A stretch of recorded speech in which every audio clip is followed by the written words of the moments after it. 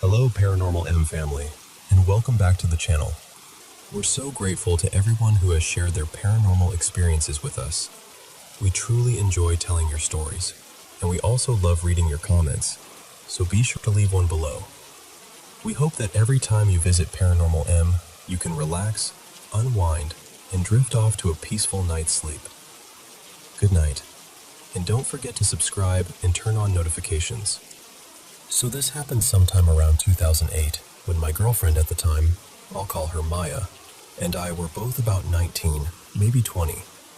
We were barely out of high school and in a pretty messy phase of life. Because of some rough circumstances, we were staying in this little two-bedroom house with Maya's dad. Now, her dad was kind of an old burnout, but honestly, he was a decent guy. He had his flaws, sure, but he was doing us a huge favor by letting us crash there while we tried to get our lives together. The three of us probably didn't make the best impression on the neighborhood either.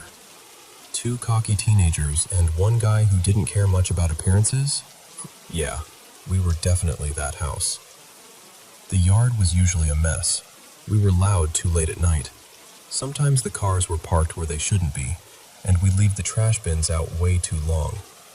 So naturally, there was tension with the woman across the street. She was the kind of neighbor who seemed to notice absolutely everything and always had something to say about it. This was before people were calling someone a Karen, but that was exactly the energy. She and Maya's dad would get into these ridiculous shouting matches across the street, both of them telling the other to mind their business. She had two daughters. The older one was a teenager, and the younger one was maybe 6 or 7.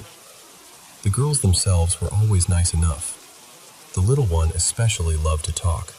Just one of those kids who'd happily tell you every detail of her day, whether you asked or not. And I should mention this happened in Colorado Springs. Anybody who spent real time there probably knows what I mean when I say that place has a strange vibe sometimes. There's just weirdness there. Strange stories, unsettling moments, stuff you can't quite explain. I grew up around enough of it that this wasn't even the only bizarre thing I could tell you about. Anyway, this happened on a warm summer night, probably sometime in August. It was close to 11, maybe a little later, and the moon was bright enough that the street didn't feel especially dark. Between that and the street lights, you could see pretty clearly. Maya and I had just gotten back from hanging out with some friends. We were completely sober. No drinking, no drugs, nothing like that. On the way home, we'd been laughing and talking, and because the neighbor lady had apparently irritated Maya's dad earlier that day, we decided to be petty and park right in front of her house. Just immature teenager logic, you know? We got out of the car still joking around, and I was in the middle of talking when Maya suddenly went dead quiet and said my name in this, stop talking right now. I looked at her, and her whole face had changed. Her eyes were wide, and she was staring toward the front of the neighbor's house. She kind of motioned with her hand, and when I turned to look, I saw him. There was a man standing directly in front of one of the front windows. He had his back to us. He was wearing jeans and some kind of long-sleeved dark jacket, and he was just standing there, completely still, staring into the window. We were maybe 10 feet away, not far at all. We had just pulled up in a car, gotten out, and been talking loud enough that anyone nearby should have noticed. But this guy didn't react, not even a little. It was like we weren't there. What made it worse was that we were pretty sure that window belonged to the younger daughter's bedroom. She'd pointed it out to us before, all proud, like little kids do. So the second we saw this grown man standing there staring inside, both of us got this sick feeling. He was still awake. We told him what was going on, and he came out onto the porch to look. Sure enough, the guy was still there. So Maya's dad started yelling across the street. First just, "Hey!" No response. Then louder. "Hey! You hear me?" Still nothing. The guy didn't move, didn't flinch, didn't even turn his head. We watched him for another minute or two and finally decided to call the police. Maya's dad wanted no part of dealing with them directly, so he basically washed his hands of it and went back inside. Maya and I called the non-emergency line and explained everything. That there was a man standing outside the neighbor's house, staring into a child's bedroom window, that he'd been there a long time already, and that something felt seriously wrong. The dispatcher told us officers would come by as soon as they could and asked us to keep watch if it was safe. So that's what we did. And the whole time, while we stood on the porch talking out loud about him, describing him, saying the police were on the way, he just stayed there, motionless, like none of it mattered. That's when it started to feel truly wrong. About 10 minutes later, a patrol car turned onto the block. We were still on the phone with dispatch. The cruiser was moving slowly, and they had this bright spotlight sweeping across the fronts of the houses as they came down the street. I remember feeling relieved. Like, finally, they're going to see him too. The beam passed over one yard, then another, then finally reached the neighbor's house. It swept over the porch, across the front wall, and landed right where the man was standing. And it stayed on him. For several seconds. We could see his shadow clearly cast against the house. There was no question. The light was on him. He was there. Then, for the first time since we'd noticed him, he moved. Or at least, something moved. His shadow shifted, like he was slowly turning to his left. The spotlight started to drift again, and the instant it moved off him, he was gone. Not running, not ducking, not jumping a fence, not crouching behind a car, just gone. I know how that sounds. I do. Even now, saying it out loud, it sounds impossible. But both of us saw the same thing. 1 second there was a man standing in front of that window, fully lit up. The next second there was nothing there at all. Maya and I completely lost it on the phone. We were shouting at the dispatcher that the man had just vanished. She kept trying to calm us down and get us to explain, but we barely knew how to describe what we had seen. The police car continued down the block, then circled back later and came to our door. The first thing the officers said was basically, "Can you show us which house?" And that confused us immediately, because we thought they'd already seen him. We told them it was the house directly across from us, the one they'd just shined the spotlight on. They looked at us like, "What are you talking about?" They said they hadn't seen anyone.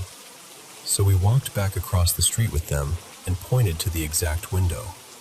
We kept insisting, "You had your light on him, right there, for several seconds." They said they saw nothing at all. Eventually, they knocked on the neighbor's door and spoke to her. Then they came back and told us something that only made the whole thing worse. Apparently, she said it was probably her older daughter's boyfriend messing around, maybe trying to prank somebody. And we were just stunned. Because no. First of all, the man had been staring into the younger child's room. Second, who stands completely motionless outside a house late at night while people yell at him and call the police? And third, how does someone disappear in the middle of a spotlight? But I barely slept that night. Even if the man had just been some creep peeping into a kid's window, that would have been disturbing enough. But the way he vanished, that's the part that stayed with me. It wasn't just creepy. It felt deeply wrong.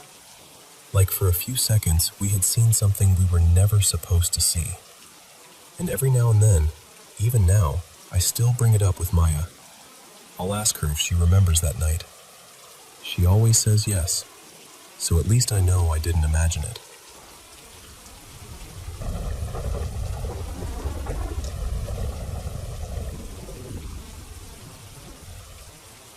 So I live in Chicago, and lately the weather here has been doing that wild winter thing, where bitter, almost Arctic cold swings back and forth with these long, steady snowfalls.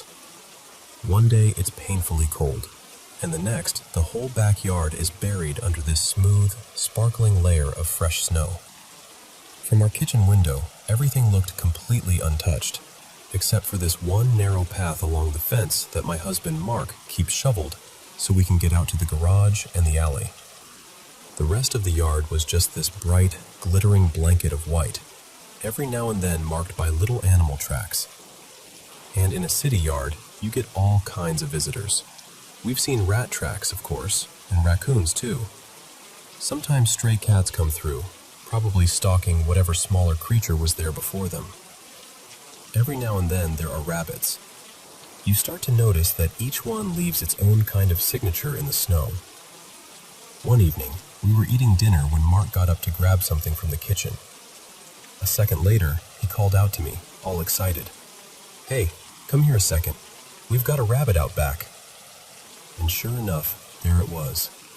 A big, healthy cottontail, sitting still for just a moment in the middle of all that white, its brown-gray fur standing out so clearly against the snow. It looked right at the house, almost like it knew we were watching, and then it bounded off. When it left, it made those familiar little 4-point rabbit tracks. Not long after that, the snow started coming down harder, and by the time I looked outside again later that evening, those tracks were completely gone. Then, around 9, Mark was back in the kitchen getting snacks while we were settling in to watch a movie. And this time, when he called for me, his voice sounded totally different. Not amused, not curious, more like confused, maybe even a little alarmed. He said, "You need to come look at this right now." So I went over to the window, expecting maybe another rabbit. But what I saw was nothing like that. There was this line of prints going straight across the yard, but not in any normal animal pattern. Not paired, not staggered, not clustered. Just one single line, as if something with only 1 foot had crossed the snow by hopping. It started maybe several feet out from the house and continued in a near-perfect straight line toward the garage, which sits well behind the house the way a lot of older garages do in neighborhoods like ours. The prints themselves were surprisingly large, about the size of a grown adult's shoe, maybe around a men's size 10. There was no tread pattern, no sign of a boot sole, nothing like that. And what really got us was this. If a person had somehow made those prints by hopping on 1 foot, there should have been some sign of support. A cane, a crutch, something. But there was nothing. Just these solitary impressions in the snow, one after another, crossing the yard and then ending. That's the part that really stayed with me. It honestly looked as though whatever had made them landed, hopped across our backyard, and then simply vanished. And before anyone says Mark was joking around, absolutely not. For one thing, the prints looked like left foot impressions, and his left knee is in no shape for hopping across a snowy yard. Not even once, let alone over that distance. And as far as we know, there's no one nearby who's missing a leg. So now I'm left wondering, what in the world crossed our yard that night? Because I still can't explain it.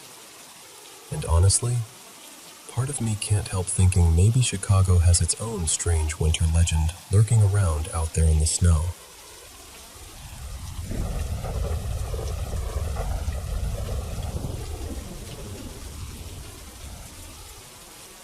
I still remember the first time I met my son's father's family. We drove out to spend the day with them so everyone could get to know each other, and honestly, it went really well. We ate, talked, laughed a little, and before I knew it, the whole day had slipped by. By evening, his mom asked if we wanted to stay the night, and we did. The next morning, we were all sitting around the dining room table when his sister started talking about something that had happened in the kitchen during the night. For a little context, they were very, very religious, so anything strange or unexplained immediately got labeled as something dark or demonic. She said her youngest had woken up crying, so she got up to warm some milk for him. But when she stepped into the kitchen, she saw this big, hunched shadow filling the doorway near the room where her brother and I were sleeping. She was clearly shaken, and before I could even say anything, She and her mom were already praying over the house and blessing every corner of it. The whole time, I knew exactly what she had seen. And no, I didn't say a word.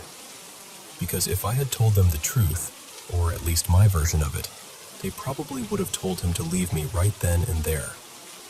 Looking back, that honestly might have saved me a lot of heartbreak, but at the time, I kept quiet. Later, when we got home, I told him I was going out for a walk. What I actually did was make sure I was far enough from the house that nobody would hear me, and then I called out for the thing his sister had seen. I know this is going to sound strange, but I wasn't scared of him. I've had entities around me for most of my life, and this one had been with me for a long time. I used to call him Imri. He was never violent, never threatening, just mischievous, and a little too comfortable startling people. He's small, maybe a foot tall, maybe a little more, but he has these oversized wings that make him look much bigger in shadow than he actually is. Most of the time he'd stay outside, perched in a tree or sitting on a balcony railing, almost like he was keeping watch. So when his sister saw that shape in the dark, what she really saw were his wings. I asked him why he'd scared her like that, and as calmly as anything, he told me, "She doesn't like you." As rude as that sounds, at the time, he wasn't exactly wrong.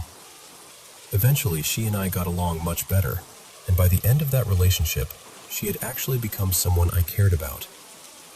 But in those early days, there was definitely tension. And that wasn't the only time someone saw Imri. A lot of my old roommates noticed him too. One night, my best friend's husband got up half awake to check whether there was coffee for the morning.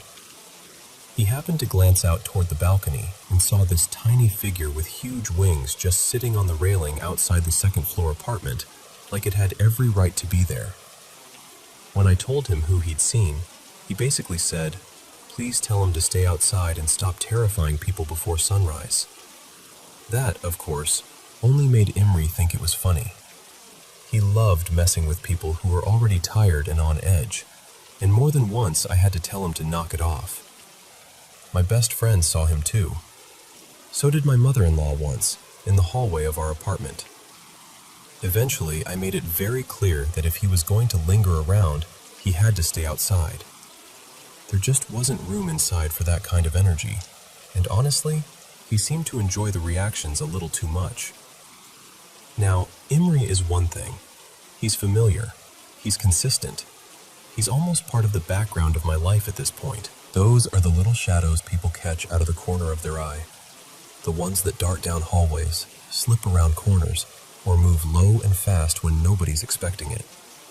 Sometimes I can tell people it's probably a pet that passed on, just checking in. Sometimes that really does feel true. But other times, I honestly have no idea what they are. Most of the people I've lived with are night owls, and I'm not. I'm out by 9 o'clock most nights, so a lot of the weirdest things happen when I'm asleep. My husband has told me more than once that he's seen shadows moving through the hallway in this apartment and in others we've lived in. The ones shaped like people don't bother him as much. It's the crouched ones that move strangely, the ones that seem almost animal-like, almost like they're creeping along the floor, that really get to him. And I wish I had a good explanation for that, but I don't. Just the other night, my husband and I were playing a video game in the living room when he suddenly said something moved down the hallway toward the bathroom. He told me it wasn't one of the pets. He said it was low to the ground, kind of squatting. He's described that before, but usually after the fact, not while I'm sitting right there beside him. So I turned and looked, hoping maybe this time I'd catch it too and be able to explain it. But I didn't see a thing. At this point, I'm starting to think whatever they are, they just don't want me to see them. And honestly, that's frustrating, because I'm the one everyone turns to when this stuff happens. My brothers have seen them. My best friend and her husband have seen them. My mom has seen them. My mother-in-law has seen them. Enough people have described the same kind of movement, the same weird corner-of-the-eye behavior, that I finally started calling them the creepers, because that's exactly what they do. They creep. Around corners, along hallways, just enough to unsettle somebody, never enough to fully reveal themselves.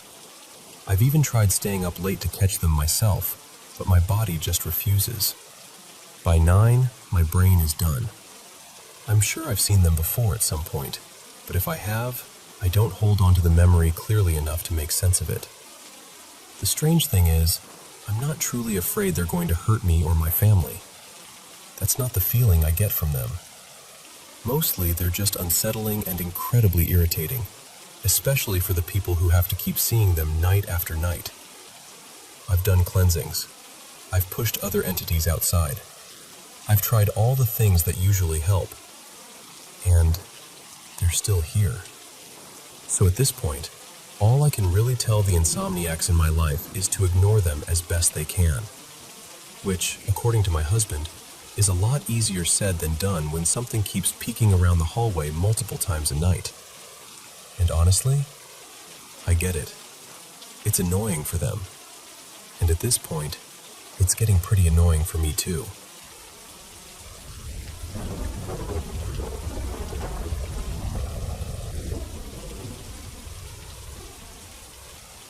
I want to tell you about a story from Causeway Bay in Hong Kong, one that has unsettled people for years.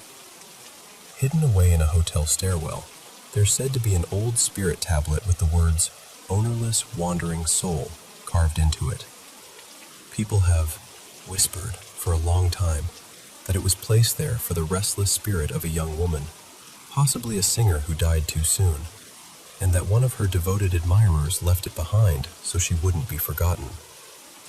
No one seems to know the full truth anymore, and maybe that's part of what makes the whole thing feel so eerie. Over the years, plenty of paranormal investigators and curious visitors have gone looking for that tablet. Some claimed they felt a sudden chill the moment they stood near it. Others said they heard strange sounds in the stairwell, or that unsettling things happened to them afterward. Whether you believe those stories or not, the place built a reputation that made people think twice before going near it. Then, in January 2026, everything took a darker turn when a controversial live streamer from mainland China, a man named Yang Deren, decided to visit the site. Unlike the others, he didn't approach it with any sense of caution or respect. He treated the whole thing like a joke. On camera, he laughed about the legend, brushed off the warnings, and mocked the spirit the tablet was meant to honor. At one point, he made remarks to the tablet as though he were speaking to someone invisible, and then, to the shock of many people watching, he took the tablet and stuffed it into his backpack. He even joked that if the spirit wanted to follow him home, that was its own business. To him, it may have seemed like harmless entertainment, just another stunt for views and attention. But for a lot of people, it crossed a line. The backlash was immediate. Many were angry not only because he had removed something believed to be sacred, but because his behavior showed such open contempt for beliefs that still hold deep meaning for many in Hong Kong. And that's where the story becomes even more disturbing. Not long after the incident, rumors began spreading that Yang Deren's life started to unravel. His followers noticed changes in him. He seemed more agitated, more unstable, less like the person they were used to seeing online. His content became stranger, and his public image started to fall apart. Some people dismissed it as stress or coincidence. Others weren't so sure. They wondered whether, by taking the tablet and mocking the spirit attached to it, he had invited something into his life that he didn't understand. In traditional Chinese belief, disturbing a wandering soul is not a small matter. A spirit without proper rites is thought to remain trapped, unable to rest, unable to move on. And if that spirit is provoked or disrespected, the consequences can follow the person responsible. So in the eyes of many, Yang Deren hadn't just stolen an object. He had interfered with something sacred, something already lost and unsettled, and maybe bound that unrest to himself. That's why this story still stays with people. It isn't only about ghosts or curses. It's also about respect, about the things people hold sacred, even when others don't understand them. Maybe what happened afterward was just bad luck. Maybe it was the pressure of public outrage catching up with him. Or maybe, as some still believe, the wandering soul in that stairwell refused to be mocked and forgotten. No one can say for certain.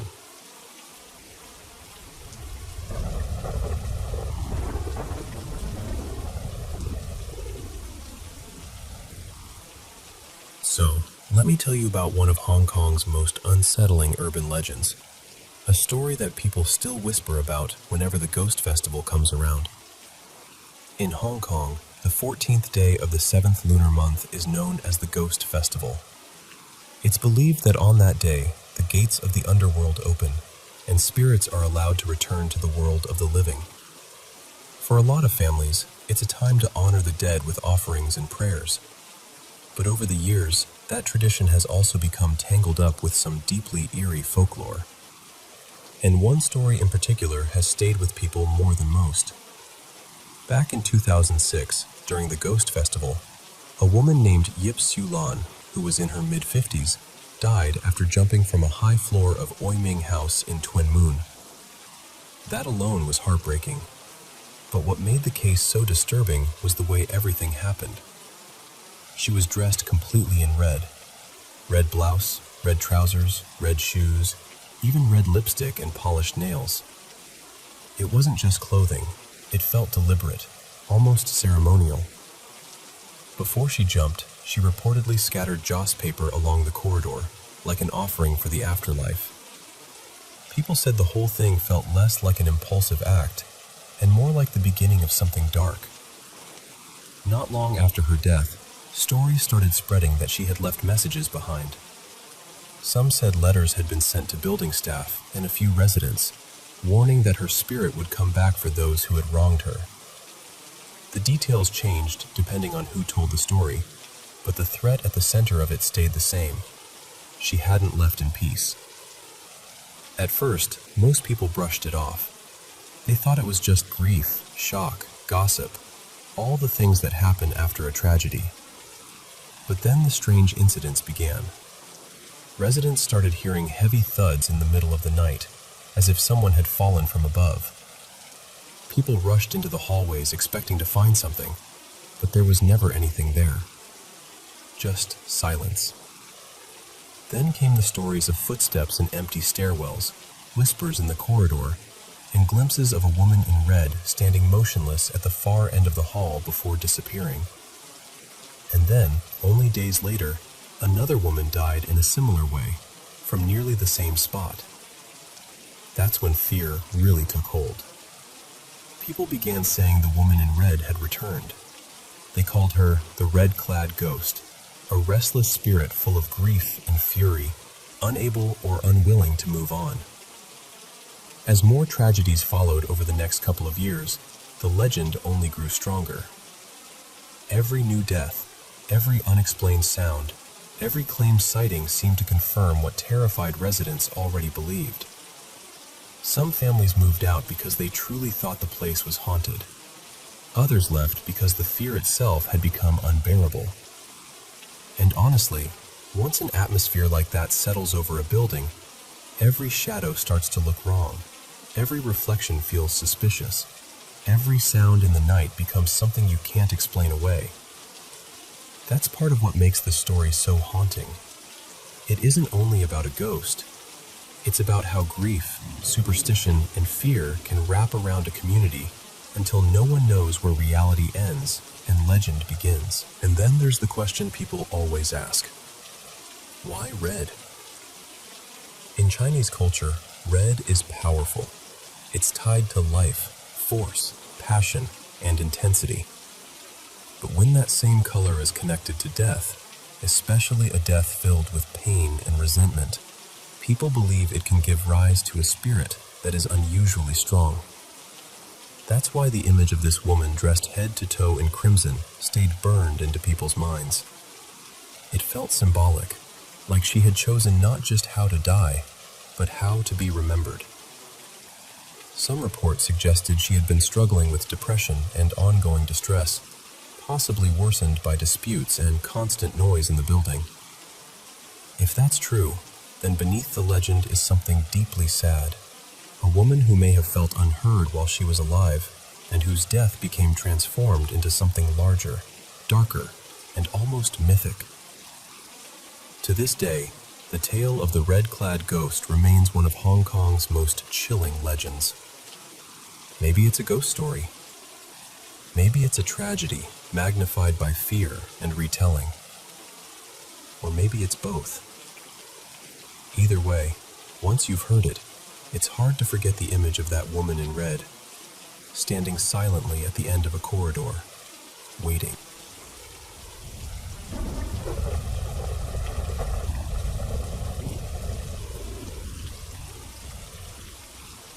You know, for as long as people have been telling stories, we've been terrified of the same thing: death. It didn't matter if someone was a king, an emperor, or a mystic hidden away in the mountains. Deep down, they all feared the same ending. And in ancient China, that fear gave rise to one of the darkest obsessions of all: immortality. One of the clearest examples is the first emperor, Qin Shi Huang. He didn't see death as a natural end. He saw it as an enemy, something that could be fought, maybe even defeated. He ordered alchemists to make an elixir that would let him live forever, and he sent a Taoist seeker named Xu Feng across the sea to search for the legendary Penglai mountain. But Xu Feng never came back. Some believed he perished on the journey. Others whispered that he found something too strange, too dangerous to ever return with. Either way, the emperor's dream ended the same way all human dreams of physical immortality seem to end, with death. But what's fascinating is that Taoism itself didn't simply let go of the idea of immortality. It changed what immortality meant. At its heart, true Taoist cultivation was never really about keeping the body alive forever. It was about something far deeper, and honestly, a little more haunting. It was about the spirit surviving beyond death. To Taoist practitioners, immortality wasn't about clinging to life. It was about moving beyond both life and death entirely. The body was always temporary. The soul was what endured. And that distinction really matters, because somewhere along the way, people began to twist it. Not everyone who claimed to follow Taoist teachings walked the same road. Throughout history, there were wandering sorcerers and rogue alchemists, often grouped together as Jianghu practitioners, who borrowed Taoist symbols, talismans, and rituals for their own purposes. They promised people incredible things: immortality, protection, supernatural power. But their methods were focused outward. They relied on swallowing strange substances, performing forbidden rites, and trying to control invisible forces. And I think that's what made those practices so tempting. They offered shortcuts. No patience, no inner discipline, no real transformation. Just power, fast and direct. And that's where the story starts to become truly disturbing. There's an idea tied to corrupted Taoist cultivation called the 5 hells to immortality. Even the name feels wrong, doesn't it? Unlike traditional Taoist teachings, this belief claimed that enlightenment could only be reached through unbearable suffering. The path was described as 5 brutal ordeals: freezing cold, consuming fire, the destruction of the body, emotional sacrifice, and forced silence. At first glance, you might think these were symbolic trials, metaphors for spiritual struggle. But if you look at old folklore and scattered historical accounts, it seems some people may have taken them literally. The ice hell came to represent absolute isolation, fear, and abandonment. The fire hell reflected unchecked desire, rage, and emotional torment. The tearing apart of the body symbolized confronting corruption within oneself. The destruction of the heart meant severing emotional attachment, and the silencing of the tongue was said to erase lies, though in some stories it erased something even worse, identity itself. What makes it even more unsettling is that this whole idea may have grown from a misunderstanding. Traditional Taoism honored the 5 sacred peaks of China, mountains believed to stand between heaven and earth. Pilgrimages to those peaks symbolized harmony with nature, spiritual balance, and elevation of the soul. But over time, because the written characters for peak and hell looked similar enough to stir confusion and myth, some groups may have turned that sacred journey into something darker. A path of ascent became a path of suffering. Pain itself became proof of devotion. And then there's another belief that makes this all feel even more intimate, more unsettling. In Taoist thought, the body already carries its own hidden enemies. Some Taoist texts speak of the 3 corpse spirits, parasitic entities said to live inside every human being. They feed on desire, fear, excess, and weakness. They whisper temptation, chip away at your resolve, and on certain days, they were believed to report your sins to the heavens, shortening your life. Whether you take that literally or as a metaphor, the meaning is powerful. The real obstacle to immortality isn't some demon waiting outside of you. It's the darkness already living within you. And that, to me, is what makes this legend so haunting. Because true Taoist cultivation teaches restraint, balance, humility, and non-attachment. But when those teachings are misunderstood, or worse, deliberately corrupted, the search for immortality becomes something twisted. It stops being about transcendence and becomes obsession. It stops being about harmony and becomes torment. And that leaves us with a question that's honestly hard to shake. If eternal life really were possible, what would it ask from us in return? Peace? Suffering? Wisdom? Or the loss of everything that makes us who we are? Maybe immortality was never meant to be ours. Maybe the real horror isn't death itself, but the refusal to accept it. And maybe that's the truth hidden inside the legend. The 5 hells were never a road to eternal life. They were a warning.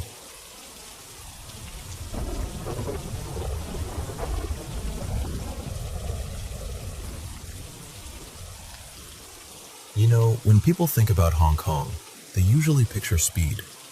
Crowded streets, bright lights, everyone moving fast, always in a hurry. But the moment death enters the picture, everything changes. The pace slows. People speak more softly. Even the smallest gestures start to matter. And that's why funerals in Hong Kong feel so different. There are certain things people simply do not do. To someone from the outside, those rules might sound like superstition. But for many locals, especially those who've been to enough funerals, they don't feel silly at all. They feel like quiet lines you do not cross, out of respect for the dead and, maybe, for your own safety too. Usually the funeral follows a careful structure. The family chooses a funeral home and decides what kind of service to hold, depending on their beliefs. In Hong Kong, you'll find Taoist, Buddhist, Christian, and Catholic funerals all happening in the same city, sometimes even in the same building. On the day itself, incense is lit, wreaths are placed around the hall, and a priest or ritual master leads the ceremony. The family bows, prayers or sutras are recited, and the person who has died is honored in a very formal, very deliberate way. One of the most striking rituals happens in Taoist funerals. It's called breaking hell. A Taoist priest, dressed in ceremonial robes, uses a peachwood sword and performs a series of symbolic movements, sometimes over flames or shattered tiles. The idea is to help guide the deceased out of the underworld, through its levels of judgment, and make sure they can move on properly. It isn't really meant to scare the living. It's meant to help the dead leave peacefully and not remain behind.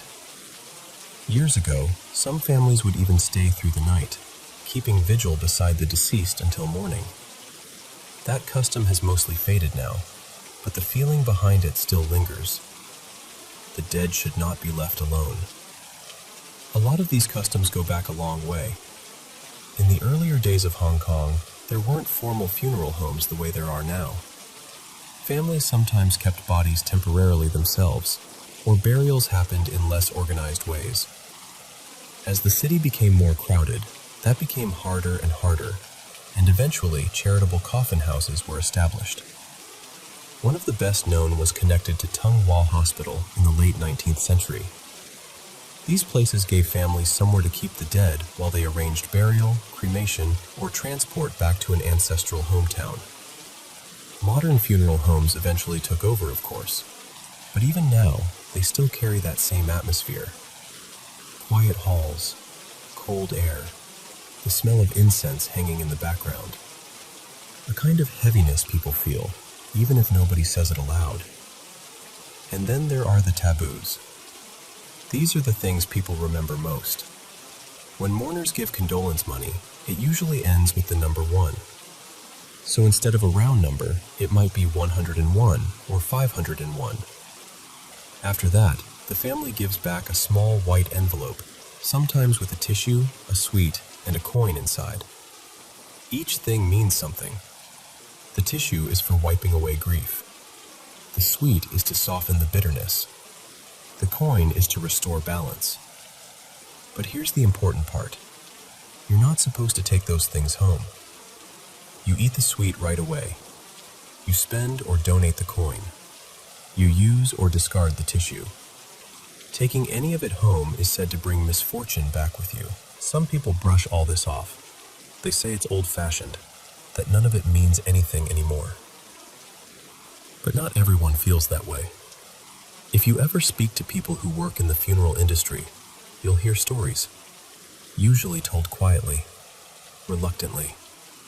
Stories about strange sounds in empty halls, sudden cold patches when no window is open, smells that appear out of nowhere.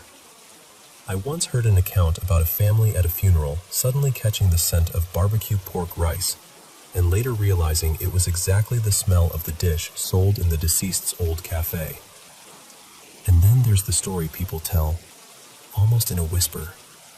A body was said to have vanished from a coffin during a funeral. The coffin was still there. The offerings were untouched. Nothing else had moved. Everyone panicked. Then someone suggested maybe the deceased did not want to be cremated. So the family knelt and made a promise aloud. And when they looked again, the body had returned. No one ever claimed they could explain it. That's the thing about death in Hong Kong. People don't always talk about it openly. So the silence gets filled with ghost stories, rumors, old warnings, and half-believed truths. Funeral homes become mysterious places in people's minds. Lately, there have been efforts to make death less frightening, with exhibitions and public events meant to help people face it more openly. And maybe that's a good thing. But even so, even people who say they are practical, modern, completely rational, often still follow the funeral rules. Because really, the question has never been whether the taboos are true. It's what happens if, just this once, they are.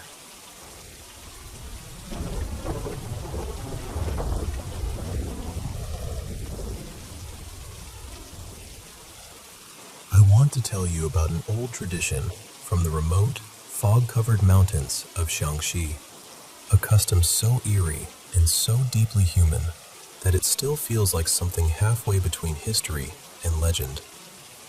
Long ago, when the villages there were isolated and the mountain roads were harsh and unforgiving, people who died far from home often had no easy way to be buried where their ancestors rested. And for many families, that mattered deeply. Home was not just a place for the living. It was where the dead were meant to return. So out of that need, a strange and haunting practice took shape. It was known as corpse escorting, and the men who carried it out were not ordinary travelers or undertakers. They were ritual specialists, Men believed to understand both the physical dangers of the mountains and the unseen dangers of the spirit world. You can almost picture it, can't you? A narrow trail winding through the dark, wind slipping through the trees. A figure in a faded indigo robe and straw sandals walking through the night, carrying a small gong and a spirit bell, leading the dead back toward the village they belong to. It sounds like a ghost story, but for generations, people believed it was real. By the late Qing period, this tradition had become especially associated with Taoist ritual practitioners in the Shaanxi region. Families turned to them when someone died far away and needed to be brought back across dangerous terrain. It was not simply transportation. It was considered a sacred responsibility, one that demanded courage, discipline, and ritual knowledge. The preparation of the body was exact. The dead were wrapped carefully, often in dark cloth, and protective charms were placed on or around them. Talismans were used to guard the body and calm the soul. Every step was meant to preserve dignity and keep harmful forces away during the journey. One detail that people still talk about is the way the bodies were said to be moved. According to old accounts, the dead were secured upright with bamboo poles and bound in a line at measured distances from one another. In the darkness, from far away, it might have looked as though they were hopping or walking through the mountain passes themselves. That image, more than anything else, is probably why the tradition became wrapped in so much mystery. Not everyone could be included in such a journey. There were strict rules, shaped by spiritual beliefs and local customs. Only certain deaths were considered suitable for escort. Those who died peacefully were thought to be safer to guide. But people who died violently, dishonorably, or under troubling circumstances were often excluded because their spirits were believed to be restless or dangerous. In some versions of the tradition, women and very young children were also not escorted, tied to old ideas about purity, vulnerability, and the soul's readiness for such a passage. Along the route, the escort might stop at what people sometimes called a corpse inn, hidden resting places tucked away in lonely mountain areas. These were not inns in the ordinary sense. They were sparse shelters, used as temporary stops where the body and its guide could remain until the journey resumed. There, more ritual protections might be performed. The body would stay covered, the charms left in place, and sometimes a local caretaker would help watch over the dead until dawn, or until it was safe to continue. There was often a final soul-guiding ceremony too, where the ritual master helped separate the spirit from the world of the living and direct it toward peace. That mattered deeply. The fear was never just that a body might be lost on the road. It was that a soul might fail to find its way. And that, to me, is what makes this tradition feel so moving beneath all its strangeness. Yes, it is eerie. Yes, it feels supernatural. But at its heart, it came from love, grief, and obligation. Families wanted to bring their people home.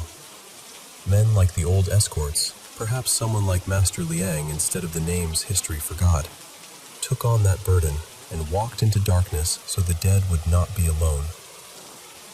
Today, the practice has nearly vanished. Roads were built, transportation changed, villages became less cut off. The resting inns fell silent, and the ritual knowledge faded with the generations. What remains now is a mixture of memory, folklore, and reverence. But even now, when people speak of corpse escorts in Xiangxi, what lingers is not only fear. It is respect. Because those men were doing more than carrying bodies. They were standing at the threshold between worlds, trying to make sure that even in death, a person could find the way home.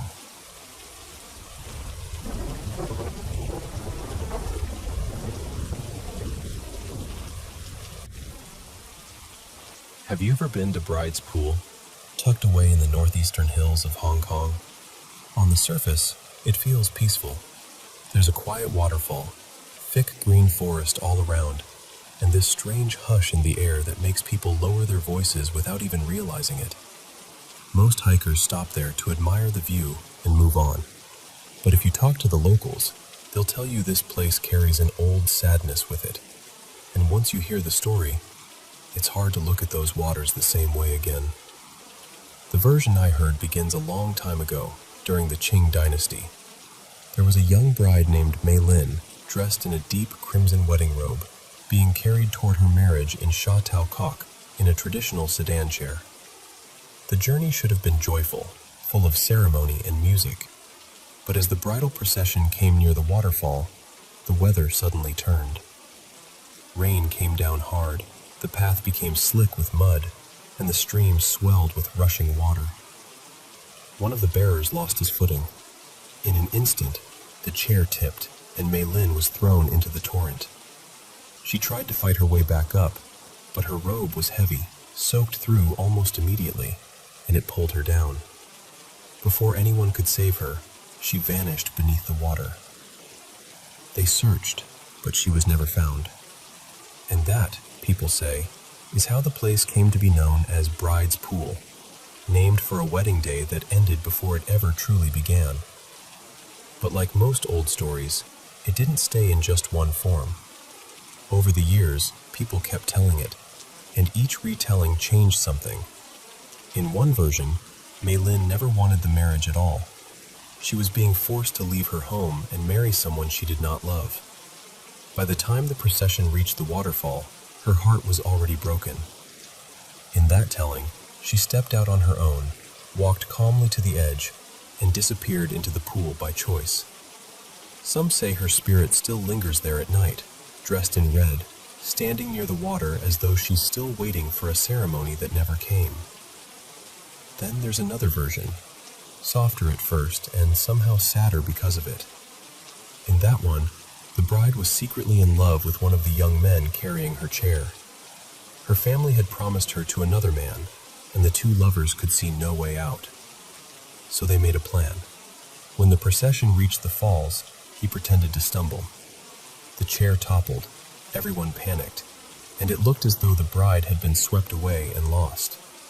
But according to that version, the two escaped together into the mountains and were never seen again. Some people like to believe they found freedom. Others say their souls never really left the place, and that they still drift through the mist together. What makes the story cling so stubbornly to that place is that it doesn't feel impossible. Before a stone bridge was built there in 1906, people actually had to cross the stream. And if you imagine a woman in a layered bridal gown, traveling in bad weather over wet ground, it's not hard to see how one misstep could turn fatal. That's part of what makes the legend so unsettling. It sounds like folklore, but it also sounds like something that really could have happened. And then, of course, there are the real tragedies that followed. That's when the ghost stories grew louder. Some drivers claim that on wet, foggy nights, they've seen a woman in red standing by the roadside, raising her hand as if asking for help. But when they stop, she's gone.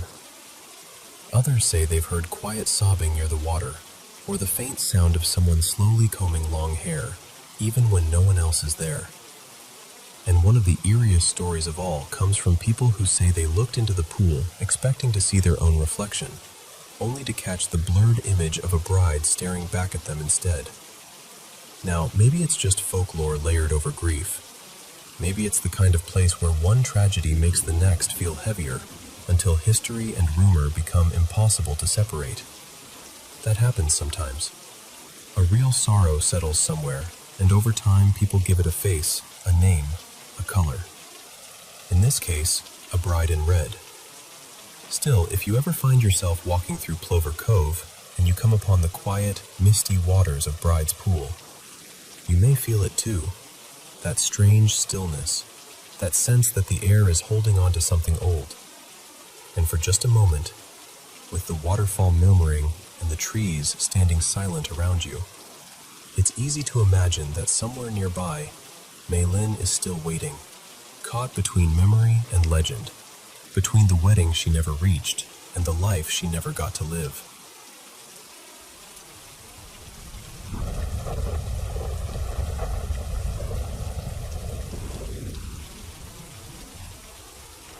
Do you believe in ghosts?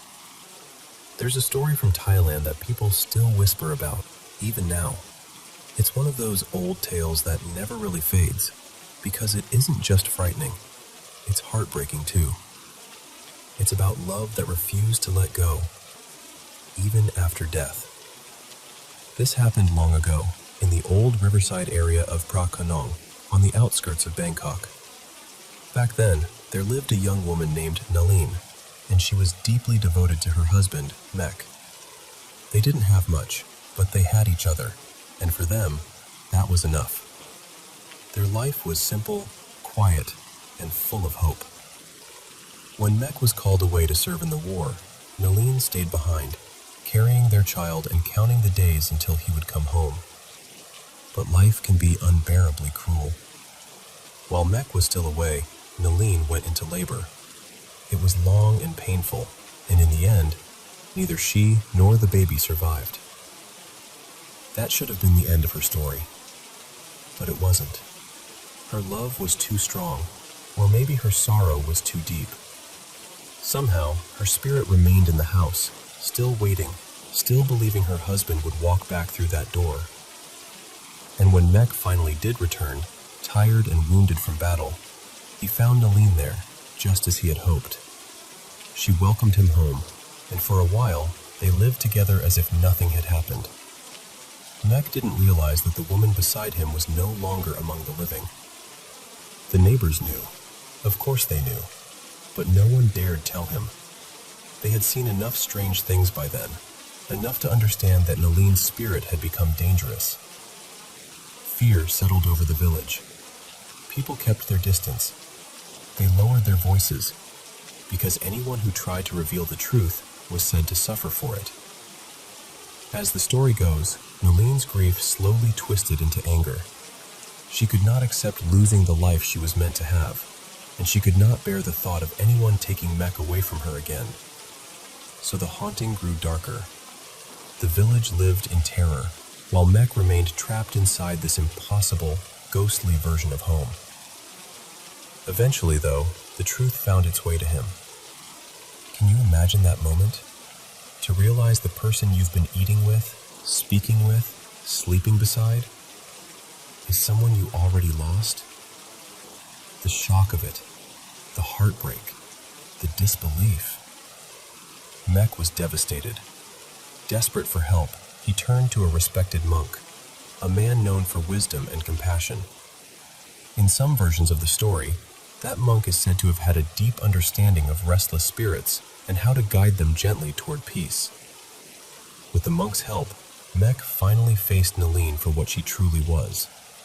And somehow, in that painful moment, everything changed. Her anger began to loosen. The illusion she had been clinging to could no longer hold. She understood at last that her life was over, and that the man she loved knew the truth. What makes this story so sad is that Nalin was never just a monster.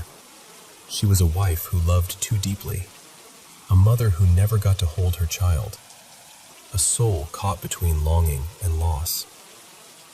And when the ceremony was performed, when prayers were offered and her spirit was urged to let go, she finally released her grief. Before leaving, she is said to have made one last promise to Mek, that their paths would cross again in another life. That's why this legend has stayed alive for so long in Thailand. It isn't only a ghost story.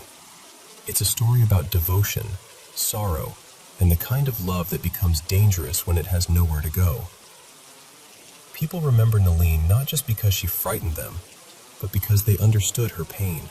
And of course, stories continue. Visitors talk about feeling an eerie stillness near the shrine, or sensing that someone is standing just behind them when no one is there. Some claim they've heard soft crying in the distance, or caught sight of a woman in traditional dress for only a second before she vanished. No one can prove these things, but that's how legends survive, isn't it? Through stories passed from one person to another, each one carrying a little fear, a little wonder. Over the years, this tale has been retold in films, television dramas, books, and stage performances. Each version changes a little, but the heart of it stays the same.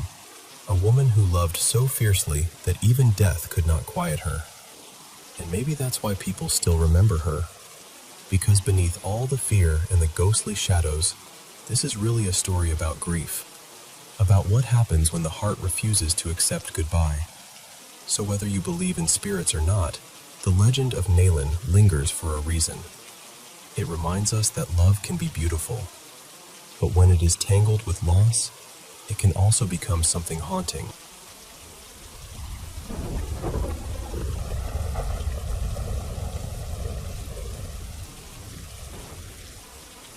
Have you ever heard the old Hong Kong story about a flat on Nathan Road where a simple mahjong night turned into something no one could ever explain?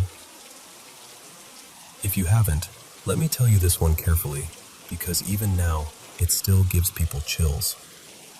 The story is often called The Four Who Played as Six, though some people tell it a little differently. It's about four friends, one cramped apartment, and two silent figures who should never have been there. It happened in the early 1950s, on a damp spring night, in an aging walk-up building along Nathan Road. Back then, those flats were small and worn, with steep, narrow stairs, peeling walls, and barely enough space to breathe once four people sat around a mahjong table. Still, that didn't stop friends from gathering.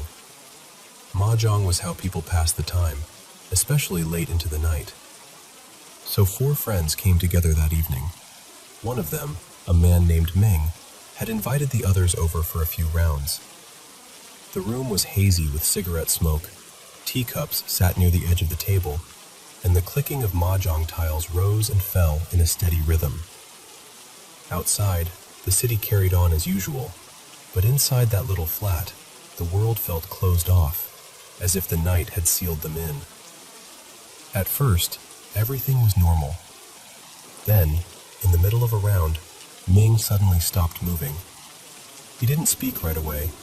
He just stared past the others, his face turning pale. Finally, in a shaky voice, he said, "Don't turn around too fast, but I think there's someone standing behind you." Of course, the others thought he was joking. One laughed. Another told him to stop trying to distract everyone. But Ming didn't laugh with them. He just kept staring, frozen in place, like all the warmth had drained out of him. That was when the others slowly turned. And there they were. Two strangers stood behind the table, quiet as stone. They weren't speaking. They weren't smiling. They were only watching the game, their eyes fixed on the tiles as if they had been standing there all along. The door had been locked. The windows were shut. No one had heard footsteps on the stairs, and yet somehow, in that cramped room, there were now 6 people instead of 4. The friends panicked. Chairs scraped the floor. Someone knocked over a cup. Tiles spilled across the table as all 4 men lunged for the door and rushed down the staircase. They were shouting so loudly that neighbors came out to see what had happened. By the time they reached the street, people were already gathering, looking up at the building, asking what was wrong. The men kept yelling that there were ghosts upstairs. Before long, a crowd had formed on Nathan Road. People from nearby shops and passing trams stopped to stare. Someone called the police, and officers soon arrived to force their way through the growing crowd. They hurried upstairs and entered the flat, expecting to find intruders or pranksters, or at least some explanation. But when they stepped inside, the room was empty. Completely empty. The mahjong table was still there. 4 chairs were still pulled close. The tiles were scattered where the players had left them. Teacups still sat warm on the table. But the 4 friends who had run out screaming were gone. That was the part no one could understand. The men had been seen fleeing the room. People on the street heard them. The police came almost immediately, and yet somehow, when they investigated, it was as if the flat had swallowed the whole night and left only the table behind. In Cantonese, certain mahjong phrases can sound dangerously close to words about death and misfortune. And old players know plenty of taboos. Some believed the arrangement on that table suggested that all four friends were doomed the moment the wrong tile was played. Whether that was superstition or something darker, no one could say for sure. After that night, the rumors spread fast. People began gathering outside the building again and again. Some swore they saw shapes moving past the windows when no one lived there. Others said that long after midnight, they could hear the unmistakable sound of mahjong tiles being shuffled, then set down one by one, as if a game were still going on in the dark. A few even claimed they saw four figures seated around a table inside, but when they looked closer, the figures seemed to have no heads.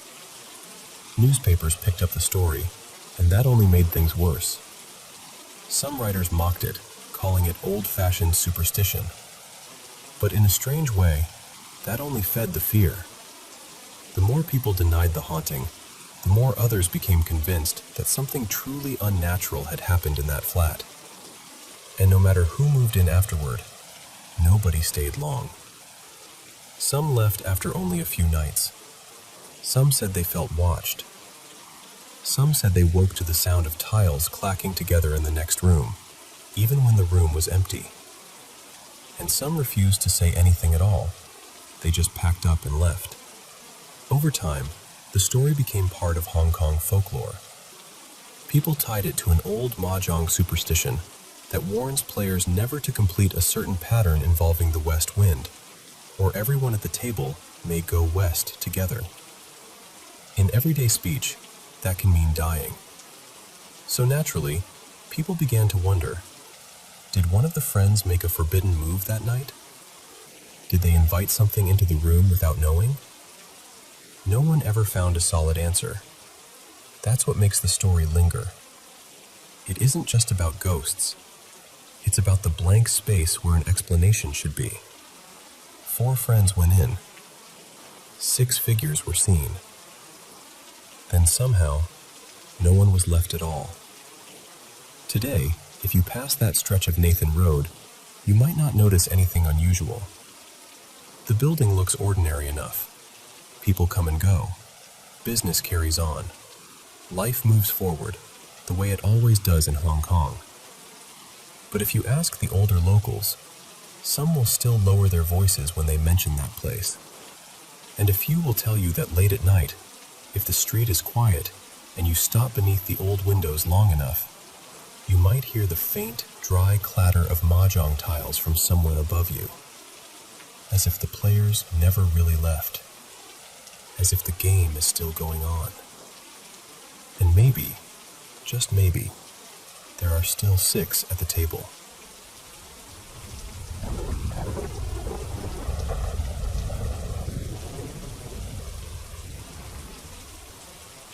I grew up in Thailand, where stories about spirits and signs from the dead are just part of everyday life.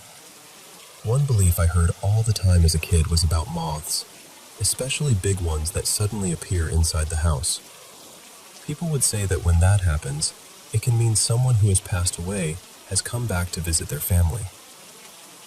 The way elders explained it was always the same. After someone in the family dies, especially someone very close like a parent or grandparent, a moth might quietly enter the house, settle in one spot, and then vanish without anyone noticing when it left.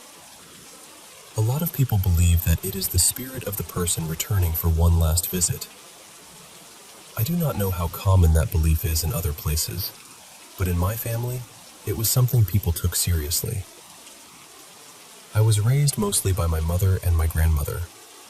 My mom was busy studying and working, so my grandmother, her name was Molly, was really the one who looked after me growing up. We were very close, and for a long time she felt like the center of my world. When I was about 12, our family got the news that she had cancer.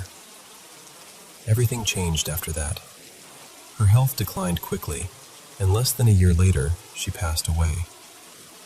Before she died, my mother told me about something unsettling that happened one night.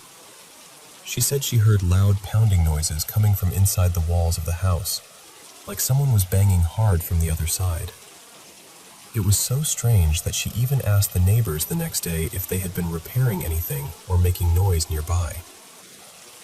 They said no one had been home. In Thai folk belief, unexplained banging or crashing sounds in the house can be seen as a bad sign, almost like a warning that someone in the family may soon die. Maybe it was just coincidence, but after my grandmother passed, my mother never forgot it. About 100 days later, we held the memorial ceremony for her. In Thai Buddhist tradition, the 100-day mark is important. It is believed to be a point where the spirit has completed its journey, and the family makes merit, invites monks to chant, and offers blessings in memory of the person who died. That day, our house was packed with relatives. I remember standing downstairs, feeling a little lost and overwhelmed by all the noise and movement. I was still young, and I do not think I fully understood the weight of what the day meant. Then suddenly, I heard people upstairs speaking in anxious voices. And right at that moment, in the middle of the afternoon, a large moth flew into the house. It came straight toward me and landed gently on my dress. It just sat there, completely still. I panicked and shook it off. The moth fluttered down and settled on a stack of folded towels near the staircase. Then it stayed there without moving. My mother saw it and immediately froze. I still remember the look on her face. She quietly went to shut the doors and windows, and for a long time, she just stood there watching it. Other relatives gathered around too, but no one wanted to touch it. It remained there for more than an hour, calm and motionless, as if it belonged there. Then, sometime later, when everyone's attention drifted back to the ceremony, it was gone. No one saw it leave. My mother and several relatives were convinced that the moth was my grandmother, that she had returned to see us one last time on the 100th day after her death. Maybe it was nothing more than chance. I cannot say for sure. But there was one more thing that happened that day, and honestly, it still gives me chills. Those voices I heard upstairs belonged to some family friends who were trying to calm my little cousin. She was only a toddler at the time. Out of nowhere, she pointed behind the adults in the room and said, Grandma is here." Then she said it again. My grandmother had helped care for her too, before she became too sick. So hearing those words from such a small child frightened everyone. Even now, I still do not know what to believe. Maybe it was grief. Maybe it was coincidence. Or maybe, just maybe, my grandmother really did come back to see us one last time.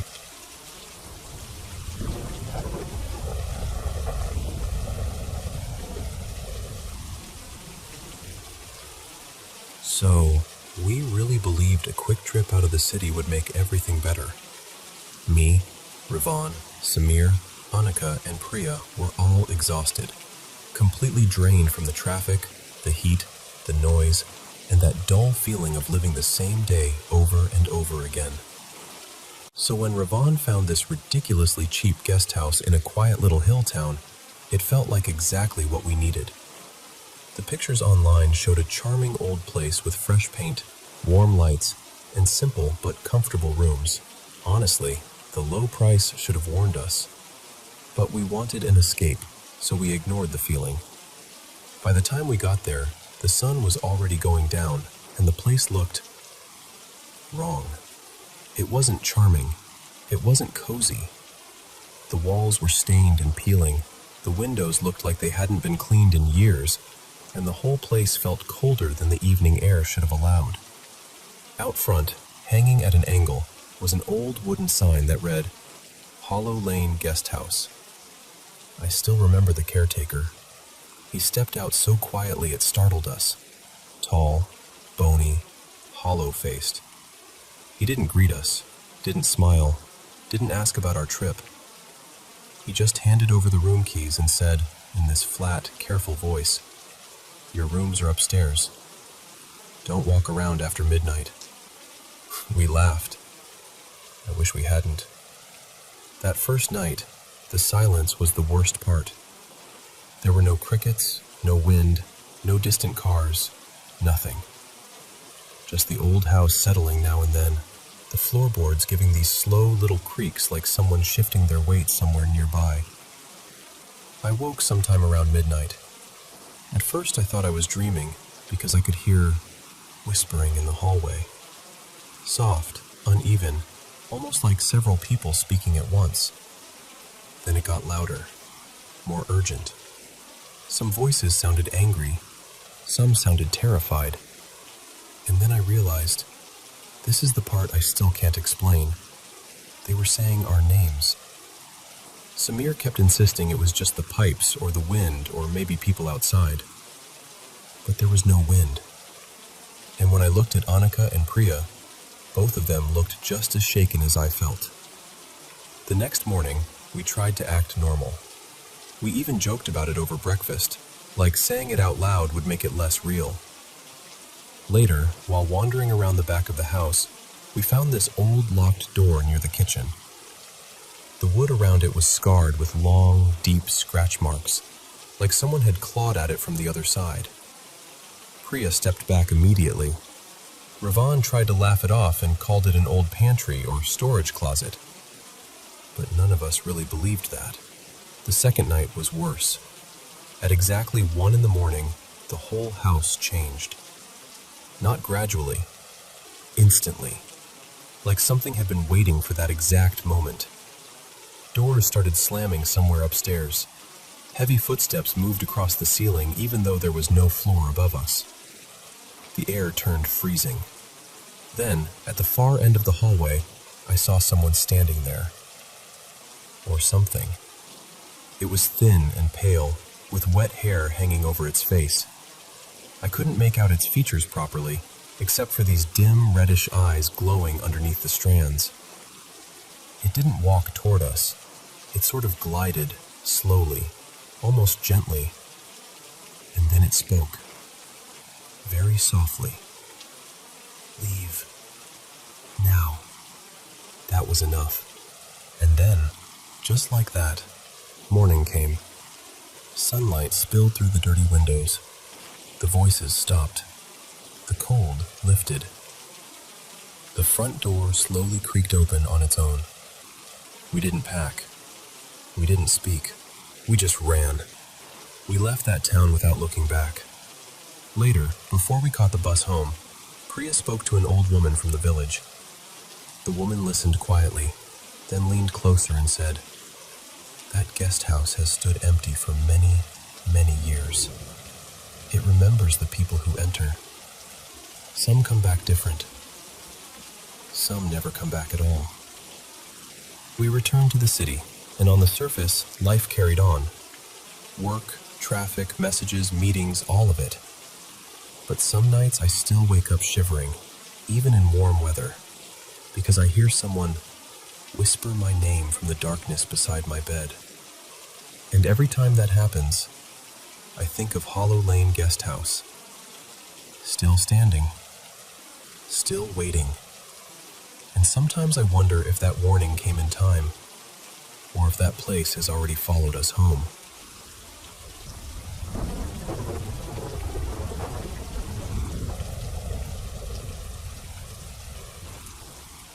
So, my younger brother Mason and I used to cut through the cemetery on the way home. It shaved maybe 15 minutes off the walk from school and work, and after a long day, that felt worth it. Mason loved messing with me. That was just who he was. He knew creepy places got under my skin, so of course he thought it was funny to act like nothing ever bothered him.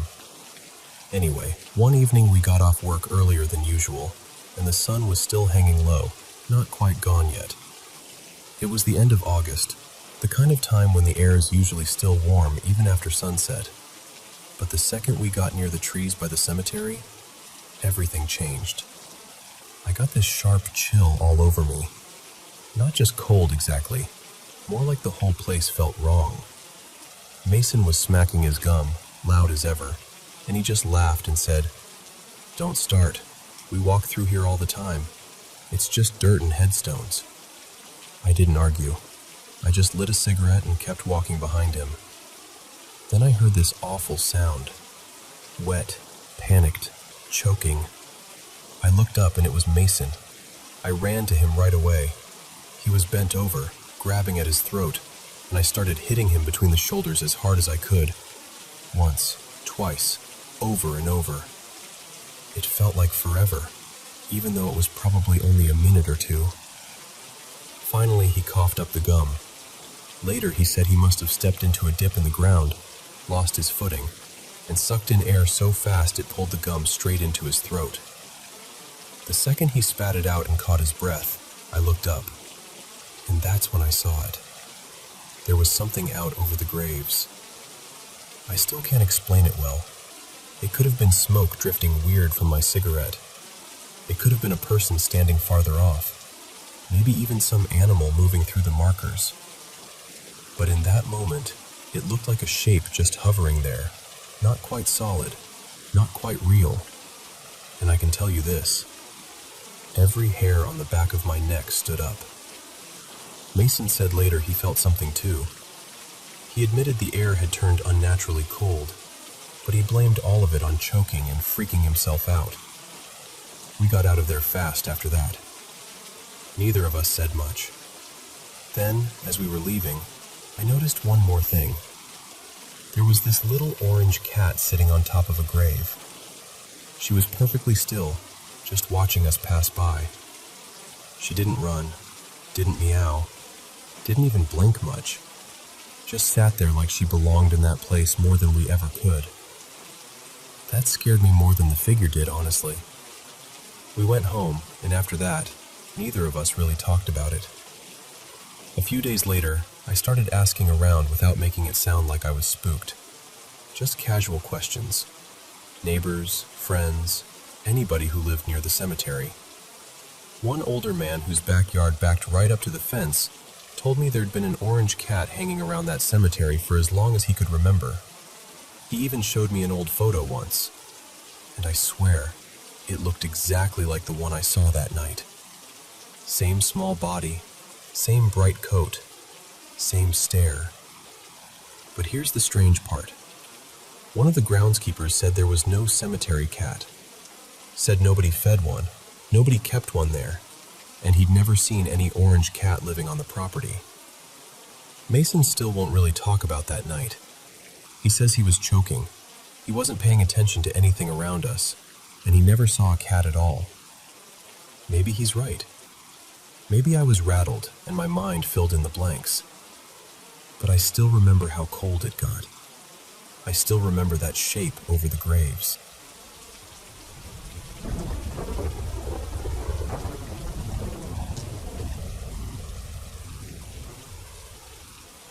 I've actually had something like this happen to me, and I still think about it sometimes. It was in 2013, and I was about 11 years old. My family and I had spent several weeks in Slovakia for the summer, and the day we were meant to fly back to England, we had a ridiculously early flight, around 6:30 in the morning. So, of course, my dad woke me up somewhere around 3 a.m. because, you know, parents always want to get to the airport hours before they need to. I remember being half asleep, just dragging myself out of bed, pulling on my clothes, and going downstairs to brush my teeth. Everything felt quiet and heavy, like that strange stillness you only get in the middle of the night.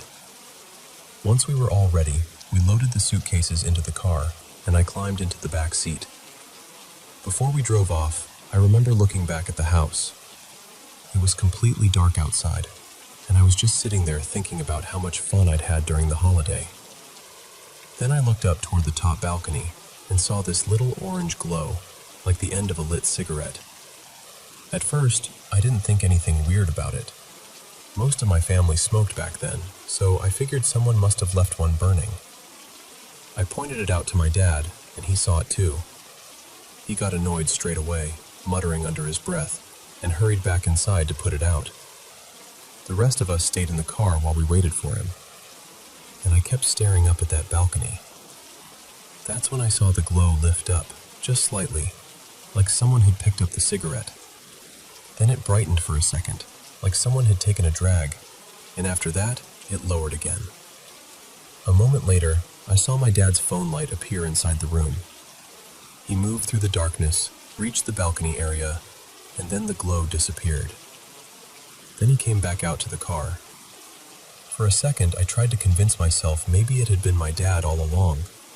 Maybe he'd picked it up before putting it out. But the timing didn't make sense. I had seen the cigarette being smoked before his light even appeared in the room.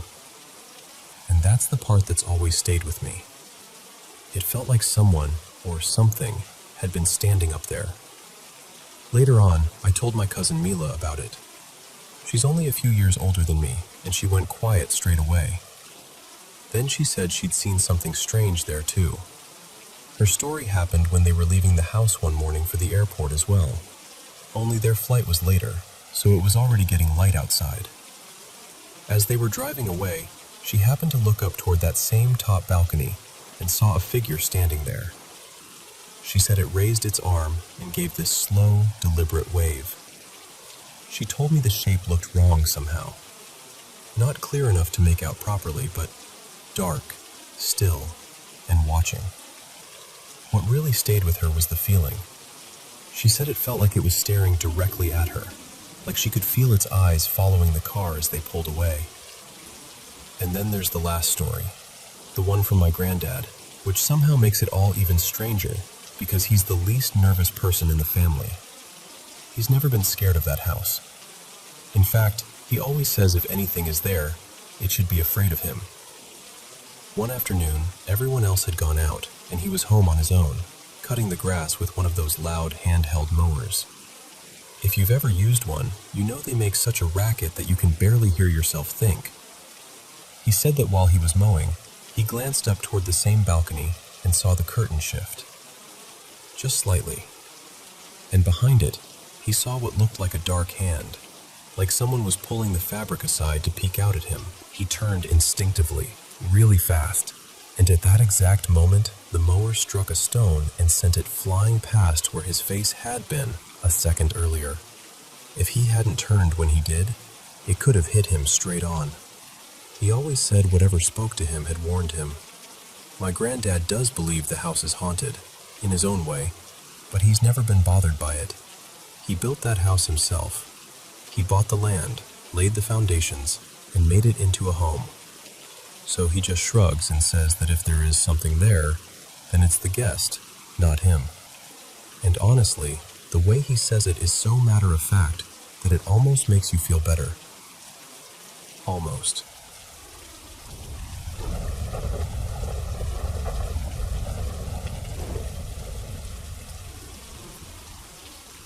I want to tell you about something strange that happened to me, my sister, and her boyfriend one New Year's Day a few years ago. It was January 1st, 2019, and honestly, the day started exactly the way you'd expect after New Year's Eve. I was wrecked. Hungover, exhausted, anxious, that whole miserable combination. To make it worse, one of my friends and I had made the brilliant decision to walk home from a party in the middle of the night instead of just sleeping there. It wasn't a quick walk either. We ended up stumbling almost 7 kilometers in the freezing cold, completely drunk, and it took forever. At the time, it felt hilarious and adventurous. The next morning, not so much. So, I'm back at my parents' house, lying in my old room, half asleep, still feeling like my body's been hit by a truck. Then I hear this soft little whining sound. At first I'm confused, just trying to figure out where I am. I look down beside the bed, and there's our family dog, Alvin, staring up at me like, "Come on, get up." He needed to go outside.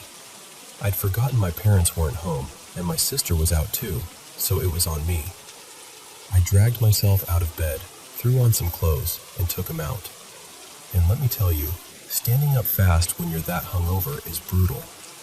But once I got moving, it helped a little. It was one of those classic Swedish winter mornings on the west coast. Bitter wind, icy ground, gray sky, that damp cold that gets through everything. The thermometer didn't look that bad, but the wind made it feel way colder. My face was numb in seconds. Still, there was something nice about being out there with Alvin. He was this small, shaggy little poolie, full of personality, and even in that miserable state, I remember thinking how good it felt to have him trotting beside me. When we came back inside, he was in one of those playful moods, totally fired up. I started messing around with him, hyping him up even more, and we had one of those silly little play fights we always used to have. He loved that. I loved it too. I still miss him so much when I think about moments like that. After a while, I gave him a chew bone, and once he settled down, I went back to bed.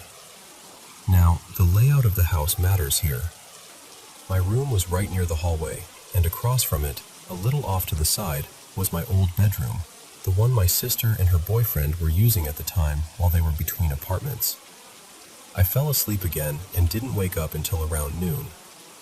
I got up, made coffee, fixed something to eat, and sat down in the living room with the TV on. The house had a really open layout, so from the living room, you could pretty much see everything except the hallway and the bathrooms tucked back there. And that hallway, I've never liked it. Even in daylight, it always gave me this awful feeling. Like if you walked between the living room and the hall, you could feel something behind you. Not just the sense of being watched, but the feeling of someone being right there, just over your shoulder. Close enough that the back of your neck would prickle. It always made my whole body tense up. Anyway, back to that day. Alvin came over while I was eating and gave me that look dogs have when they know exactly how to manipulate you. So of course I gave him a little piece of my sandwich. Then I let him out on the lawn for a bit, brought him back in, and spent most of the afternoon just lying on the couch recovering.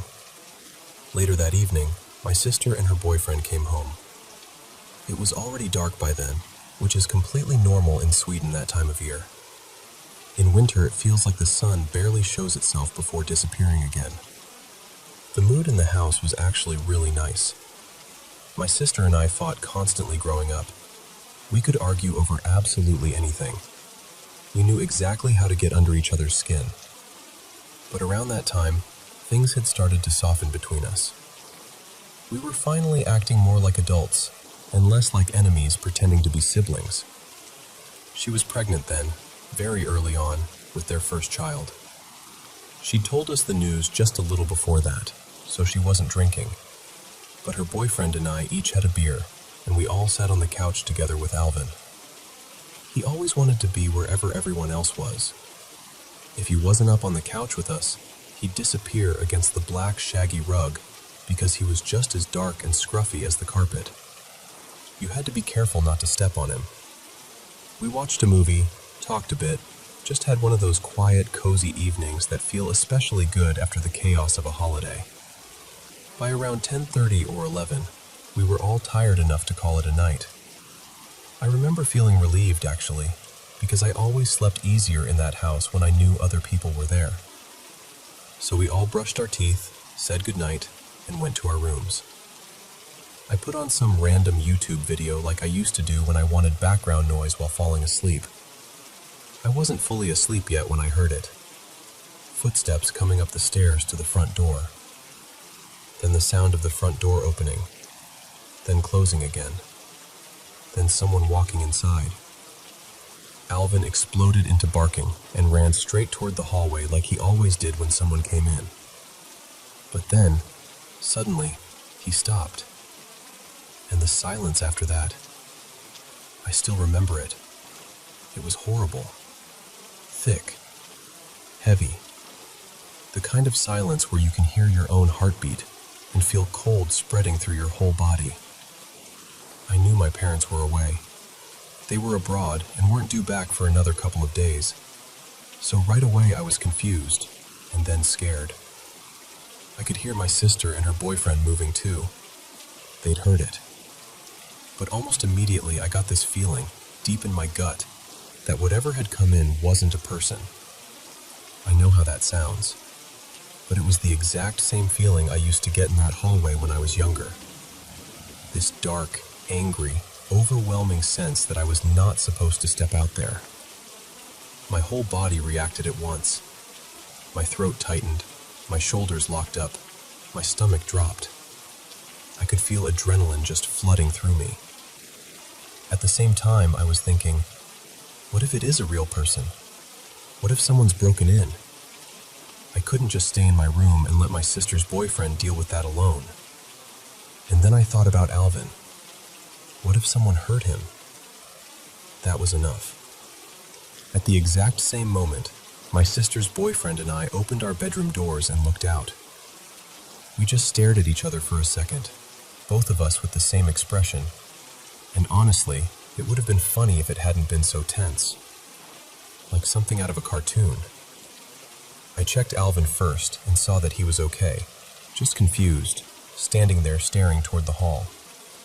I asked, "Was that you?" He said, "No, I thought it was you." It was freezing. Proper January cold. Dark as pitch outside, except for the weak outdoor lights and the stars overhead. In front of the house, there was a garage straight ahead, a paved area leading to it, parking off to one side, and the big fenced lawn on the other side with bushes separating everything. There weren't many places someone could hide without us seeing them. We checked everywhere. The driveway, around the garage, by the bushes, the yard. Nothing. No person. No movement. No sound. And what struck me was how fast we'd gotten outside. Whoever we heard would have had only seconds to vanish, and there was nowhere obvious for them to go. We just stood there looking at each other, trying to make sense of it. I remember saying something like, "What just happened? We both heard someone come in." And he said, "There has to be some explanation. There just has to be." My sister came out too and asked what was going on, and we all ended up standing there talking in the cold, trying to come up with anything logical. Maybe the door hadn't latched right. Maybe the wind caught it. Maybe we imagined part of it. But the thing is, it didn't feel like imagination. We heard footsteps. We heard the door. Alvin reacted exactly the way he always did when someone came home, right up until the moment he reached the hallway and went silent.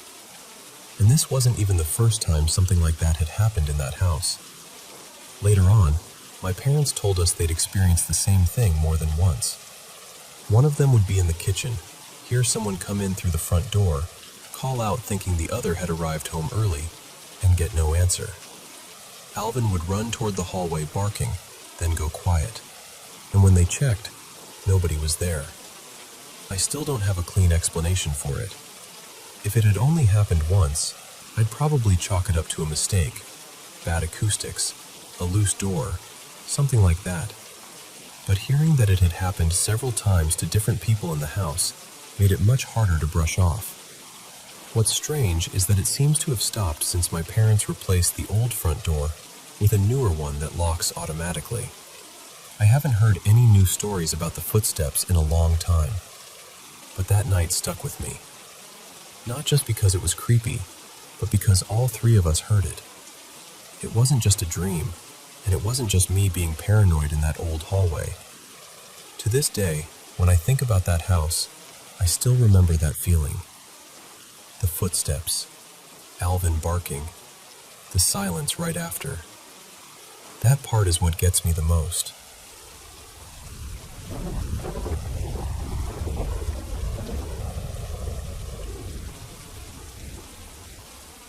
Hello everyone watching the Paranormal M channel.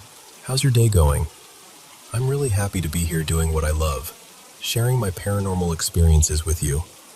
Drop a comment and let me know where you're watching from. Thanks so much for sending in your own paranormal stories. And don't forget to subscribe and turn on notifications so you won't miss any new videos. Now, without further ado, let's dive into today's paranormal experiences. Good night. Okay, so I don't tell this story often because it sounds like something you'd hear around a campfire and roll your eyes at. But it happened to me. More than once. And not in some vague, dreamy way. In a clear, I know what I saw kind of way. When I had my first baby, my oldest son, everything about it was already intense. We were at this big teaching hospital, the kind where there are extra people everywhere because everyone's learning. It felt like a stage production of childbirth. Nurses moving in and out, doctors clustered around computers, monitors beeping, the whole room buzzing. I was terrified of hospitals back then, so I did what I always do when I'm scared. I delayed. My water broke early in the morning, and I tried to pretend I could out-stubborn labor itself. By the time I finally came in, I was deep in it. Like, past the point of politely answering questions, past the point of caring who had what clipboard. My husband, Noah, was there. My mom, Diane. My sister, Kelsey. And my mom's best friend, Marla, because of course she came too. She's the "we're doing this together" type. Even my brother-in-law, Sam, was there. The room was bigger than I expected. A window seat along one wall, a recliner, a couple chairs, and a TV mounted on the far side. And that's where he was. In the chair under the TV. A man in a black suit and an old-fashioned hat, like something out of a detective movie. Not flashy, not dramatic, just composed. He wasn't staring at me like a creep, and he wasn't smiling like he knew something. He sat there with his hat in his hands, watching the room the way someone watches a busy airport. Quiet, alert, patient. What's strange is that I never felt fear at first. If anything, his presence felt neutral, steady, like he was there on purpose, but not to interfere. His face was narrow. His eyes were this startling bright blue, and even now when I try to picture him, the details of his features blur, like my brain is trying to protect itself from remembering him too sharply. Hours go by. I'm laboring, breathing, sweating, doing that thing where your body is doing something monumental and you're just strapped in for the ride. Then the staff says it's time to push. And because it's a training hospital, the doctor starts laying down rules. Too many people in here. We need to narrow it down. Only one person can stay. I was exhausted, in pain, and I snapped, because labor turns you feral. I said, "Then what about the man over there? He's not doing anything." The doctor looked at me like I'd spoken another language. "My staff is training," he said. "No," I said, voice rising. "The man in the black suit." And the doctor just stared at the monitor. Not at me, not at the chair, just the monitor, like he couldn't compute the words. I remember Sam, my brother-in-law, leaning in, trying to lighten the moment. "Riley," he said, using my name. "What man are you talking about?" I pointed right at him. I mean right at him. "The man who's been sitting there this whole time." And at that exact moment, the man lifted his eyes and looked straight at me. And something in my stomach dropped like an elevator cable snapped. His eyes weren't just blue, they were intense, like they went through me. I went cold all over. It felt like being seen in a way you didn't consent to. Sam stood up, walked over to the chair, and said, so casually it makes my skin prickle even now, "There's nobody here." And then he sat down in the chair, and the man vanished. Not like he got up and left. Not like he slipped out when I blinked. Just gone. Instantly. And then, because apparently the universe has a sense of humor, during all the chaos of pushing and shouting and nurses moving around, I saw him again. Back in the corner, watching, quiet, still, hat in his hands. And after my son was finally born, when everything blurred into relief and shaking in that crash of hormones, I fell into a heavy sleep. When I woke up, he was gone. For years, my sister and Sam teased me about it. "Your detective friend," they'd say, like it was a funny story, like I'd invented him out of pain and exhaustion. But then came my second birth. Different state, different hospital, much smaller room. This time it was just Noah and me, and him. Same black suit, same hat, same posture, same impossible blue eyes. I didn't say a word this time. I just watched him back. And I swear the energy was different. Not threatening, just charged. Like he was vibrating with this buzzing alertness. Like something was about to happen and he knew it. That delivery was hard. My blood pressure went dangerously high. Things got frantic. And I remember them talking about interventions, about inducing, about getting the baby out safely. I remember Noah's hand squeezing mine. And then I remember blacking out. It wasn't sleep. It was like someone flipped a switch and dropped me into darkness. But in that dark moment, this is the part that still makes my throat tighten. I felt a hand close around mine. Not Noah's. Noah was already holding one hand. This was the other hand. Firm, real, warm. And I knew, without seeing him, it was the man in the suit. Like he'd stepped forward and grabbed me, steadying me, anchoring me to the world until I came back. When I woke up, everything was okay. Baby healthy, me stable, and the man was gone. The third time I saw him wasn't a birth. It was early pregnancy. I started bleeding. I knew in my bones something was wrong before anyone told me. At the hospital, they confirmed it. The pregnancy was ending. They were gentle, but the words still felt like being hit. They prepped me for surgery. Everything was sterile and bright and unbearable. And in the middle of all that heartbreak and noise, I saw him again. Same suit, same hat. Only this time, he didn't linger. He didn't watch. He just turned and walked out the door. And I don't know why, but that crushed me even more. Like, if he was my strange, silent witness, then him leaving felt like confirmation. Like, yes, this is happening, and it's not meant to be stopped. The months after that are honestly a smear. Grief does that. It makes time feel like it's made of fog. Then I got pregnant again. A girl this time. Because of my history, everything about the pregnancy was labeled high risk. More scans, more check-ins, more that constant underlying fear. I tried to stay calm.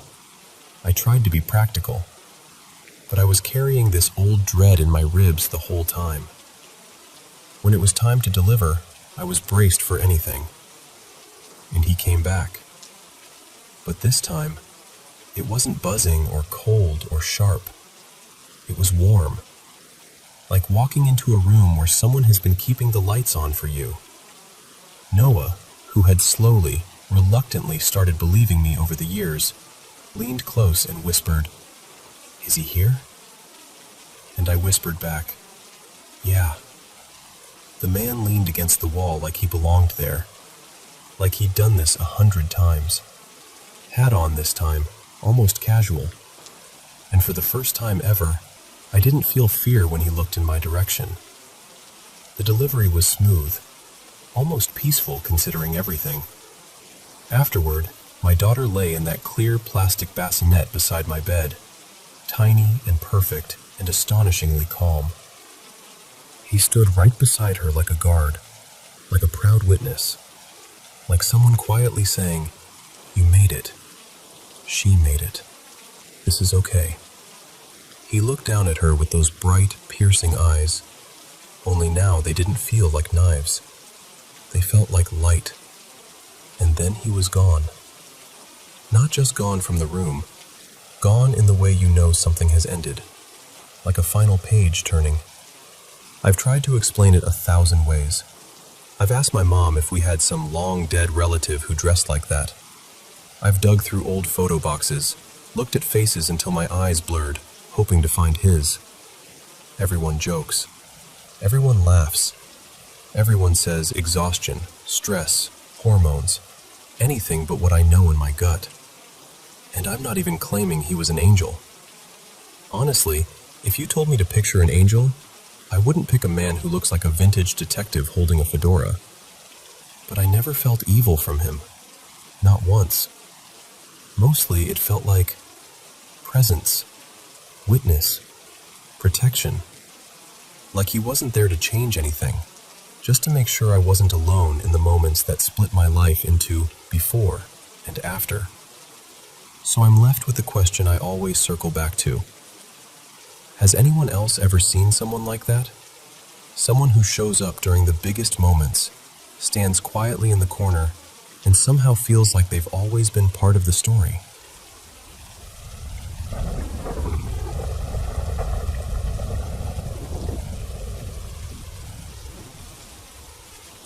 So, this happened sometime around 2003, give or take.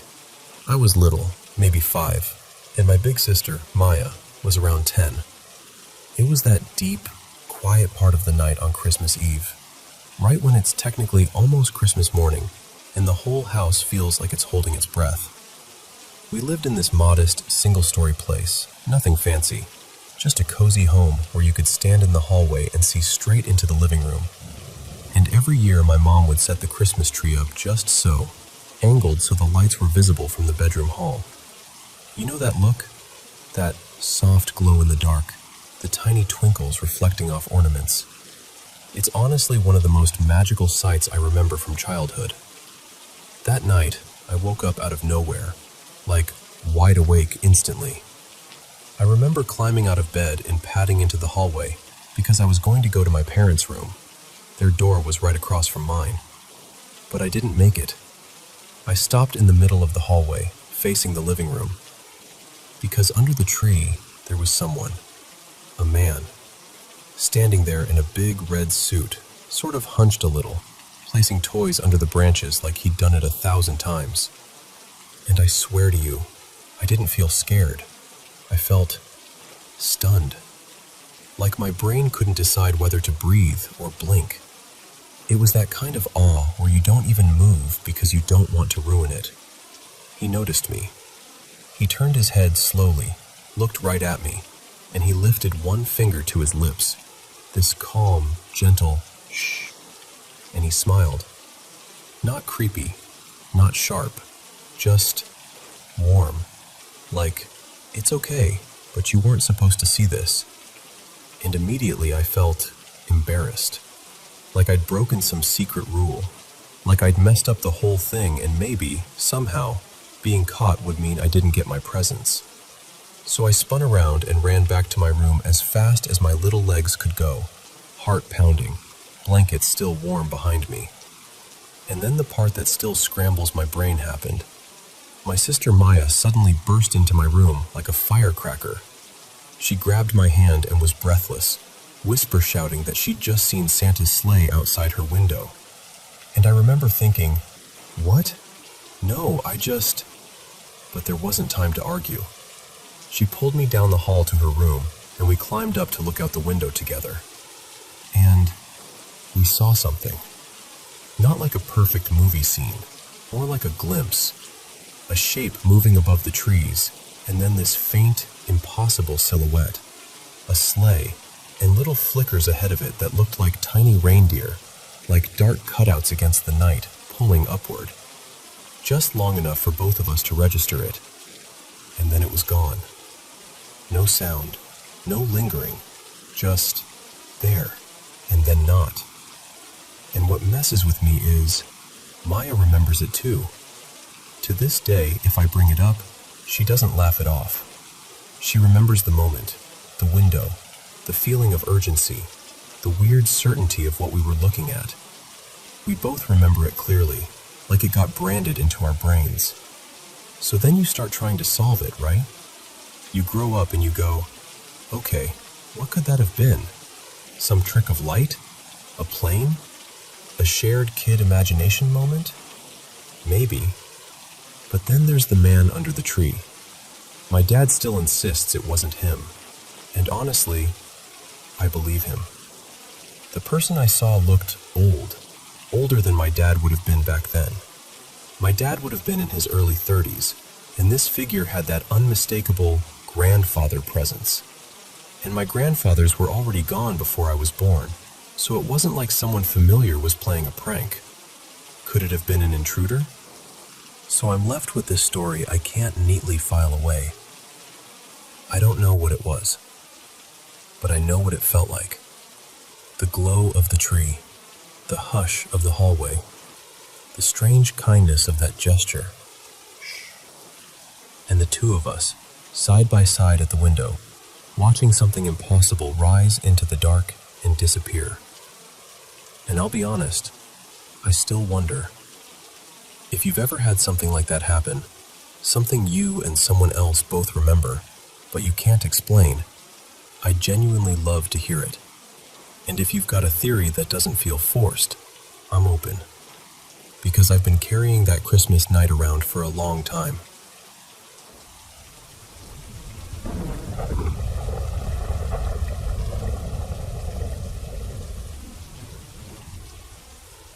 Hey, so I've been sitting on this for a while, and I finally need to tell someone who'll just listen without laughing it off. It happened earlier this year, right at the tail end of summer. Those days when the heat hangs around even indoors. My boyfriend, Eli, and I decided to take a lazy midday nap. Nothing dramatic. Just one of those, we're both exhausted, let's close our eyes for a bit kind of naps. We laid side by side on the bed, both on our backs. It was so warm we didn't even cuddle, just kept a little space between us so we wouldn't stick together. I remember thinking, this is going to be such a quick, perfect nap. And then, at some point, I woke up. Except I didn't. Not really. I realized almost immediately that I couldn't move. My body felt heavy, like it had been poured into the mattress and set there. I've had sleep paralysis before, just a handful of times over the years, so I recognized the awful, familiar feeling. The panic that comes with it. The helplessness. I did what I always try to do. I kept my eyes squeezed shut, like if I didn't see anything, nothing could happen. And I focused on the tiny things. Wiggle your fingers. Wiggle your toes. Just one little movement. That was my whole mission. Just get control back. While I'm doing that, I feel someone shift beside me. And then I feel kissing on my neck. Soft at first. Slow.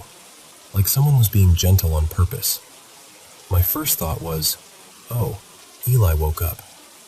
It didn't totally make sense because he doesn't usually do that kind of thing when we're half asleep in the middle of the day, but it also felt weirdly nice for a second. Like my body was responding before my brain had time to question it. Then I felt fingertips trace along my collarbone, like someone was studying it. Not just a casual touch, more like fascination. Like they were learning the shape of me. That's when the discomfort started to creep in, because it wasn't how Eli touches me. It didn't feel familiar. It didn't feel like affection. It felt like someone trying to imitate something affectionate. Then the weight changed. I felt a presence move up over me, hovering, and then settling, like someone climbed onto the bed and positioned themselves above my chest. Not fully crushing me, but enough that I felt pinned, like my breath had to work harder, like the room suddenly had less air in it. The hand moved from my collarbone to my throat, and at first it was still, almost tender, like stroking, circling, pressing lightly. But it was wrong. The touch was too deliberate, too curious, fingers sliding to places that made my skin crawl, like the person touching me had never touched a human neck before and couldn't believe what it felt like. And the whole time, silence. No voice, no whisper, no sleepy little, hey, nothing. Just the soundless presence of someone above me and that hand on my throat. That's the part that really got under my skin, because even in sleep paralysis, your mind reaches for explanations. It's him. It's a dream. It's your brain glitching. But the longer it went on, the more my stomach dropped with this certainty. That is not Eli. The instant I fully admitted that to myself, like the moment my brain finally said, no, that's not him. The hand tightened. Not gradually, not like a gentle touch turning rough. It snapped into a grip, Fingers clamped down on my throat, firm and purposeful, like it had been waiting for me to notice, like it didn't want to pretend anymore. And then I heard it. The pressure on my throat increased, and I panicked so hard I thought my heart would burst right out of my ribs. I tried to scream. Nothing. Tried to jerk my arms. Nothing. My whole body felt trapped, except my mind, which was absolutely losing it. It lasted maybe 10 seconds, maybe less, but it felt like being held under dark water. Then I snapped awake, like someone cut a cord. I shot up, gasping, sobbing immediately, full body crying, the kind where you can't even catch a breath between tears. I turned to Eli and shook him awake because I needed him grounded and real in front of me. I needed him to speak, to move, to be human. He sat up, confused and sleepy, and pulled me close while I cried into his shoulder like I'd been chased. And I swear to you, this happened.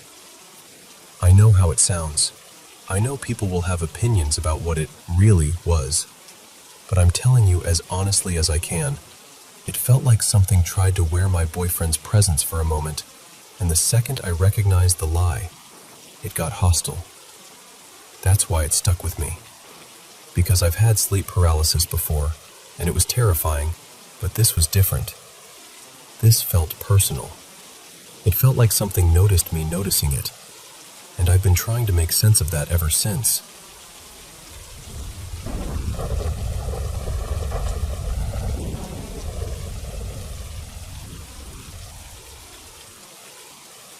I was 15 when all of this happened, back when we were still living out on our little place in the Arizona desert.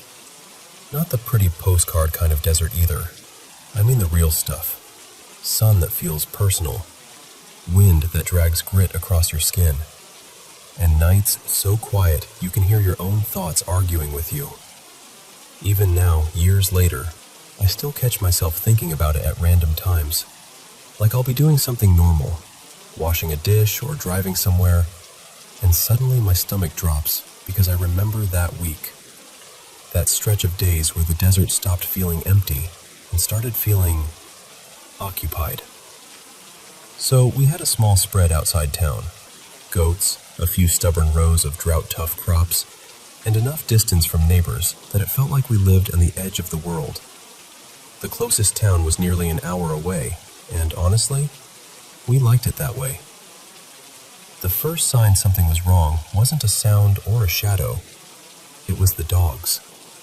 We had 2 working dogs, both the kind that would throw themselves between you and anything with teeth.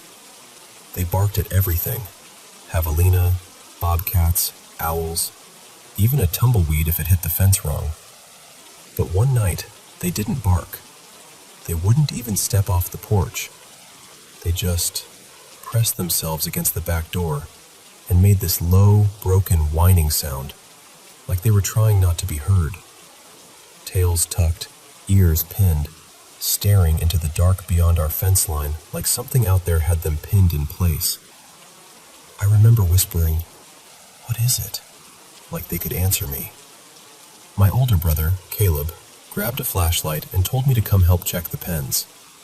The goats had been restless too, and our dad always made us look for holes in the fence whenever the dogs acted strange. Caleb shone the light across the scrub and cactus. It should have been normal, just creosote bushes and rocks and that endless black horizon. But the night felt wrong. Too still. No insect buzz. No wind. Like the whole desert was holding its breath. The next morning, Caleb and I found tracks along the perimeter. Not coyote, not dog. They were vaguely canine, sure, but too big. And the spacing was off.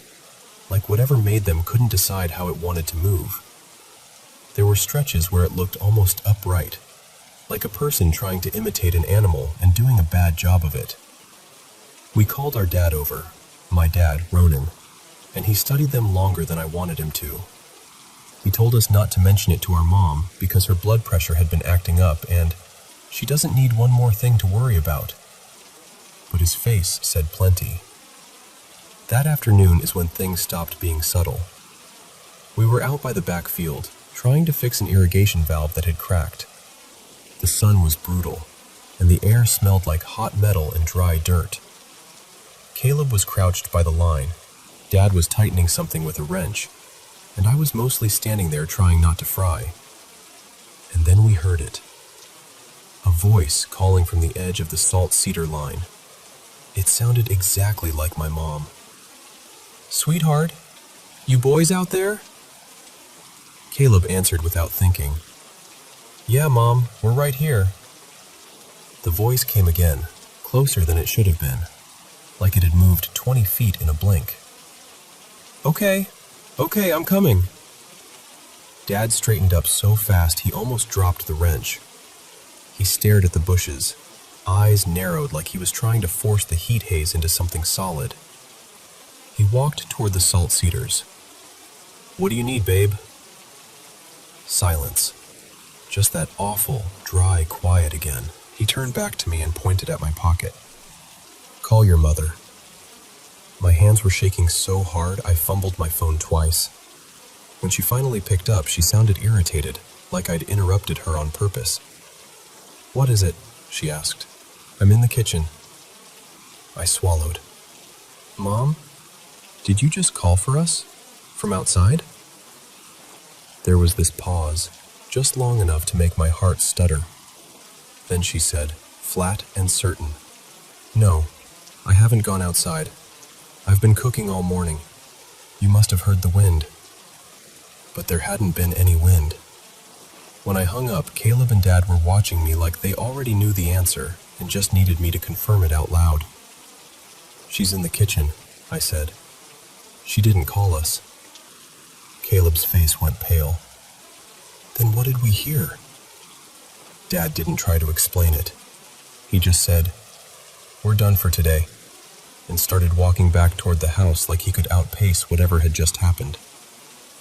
And I'll tell you the part that still creeps me out the most. The voice we heard was perfect. Too perfect. Like it copied the words and the sound but missed the little human things. No strain, no breath, none of my mom's outdoor holler, none of the tiny cracks she'd get when she raised her voice. It was smooth, like it came out of nowhere already polished. A few days later, one of our goats disappeared. One of our strongest young bucks. A dark-coated one we'd named Jet. He was sturdy, mean in the way bucks can be, and not the kind of animal that just wanders off and gets lost.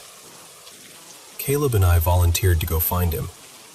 Dad let us take the rifle, which should tell you everything about how uneasy he already was. By late morning, the heat was climbing fast. The cicadas were screaming in the brush, and every step kicked up little bursts of dust off the trail. We walked for maybe half an hour before I got that feeling. You know it? That prickly, crawling sensation between your shoulders like somebody's eyes are on you. I slowed down and looked around. Nothing. But then the cicadas started to quiet.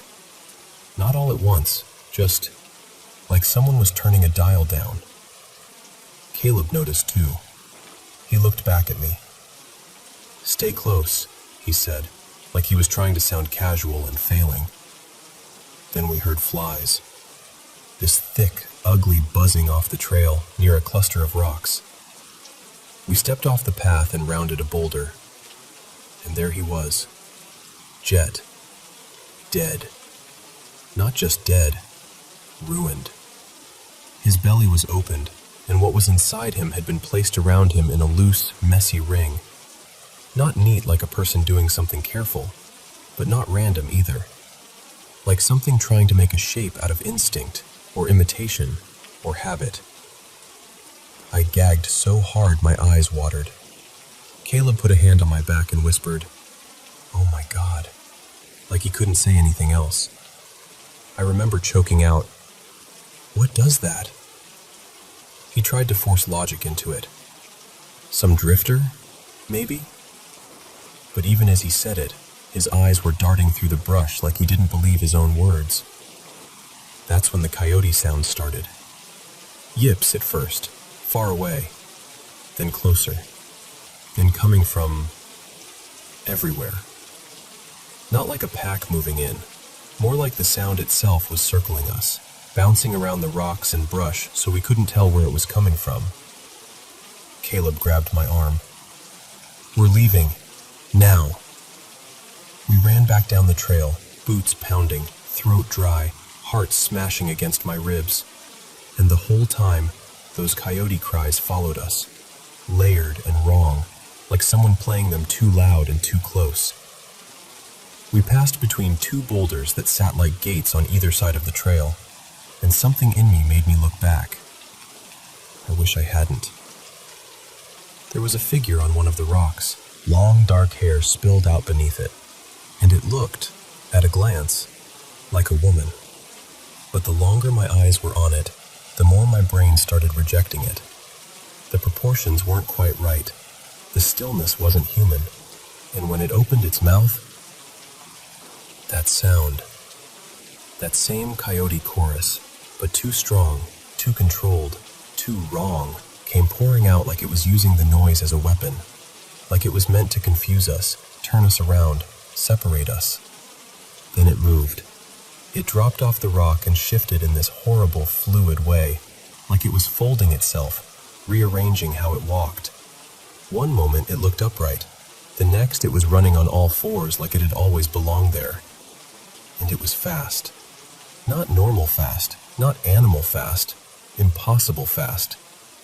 I screamed. I couldn't help it. It was closing the distance like it was gliding, not running. Caleb spun and fired without even stopping. The rifle crack split the air, and the figure snapped sideways, vaulted almost, disappearing into the brush.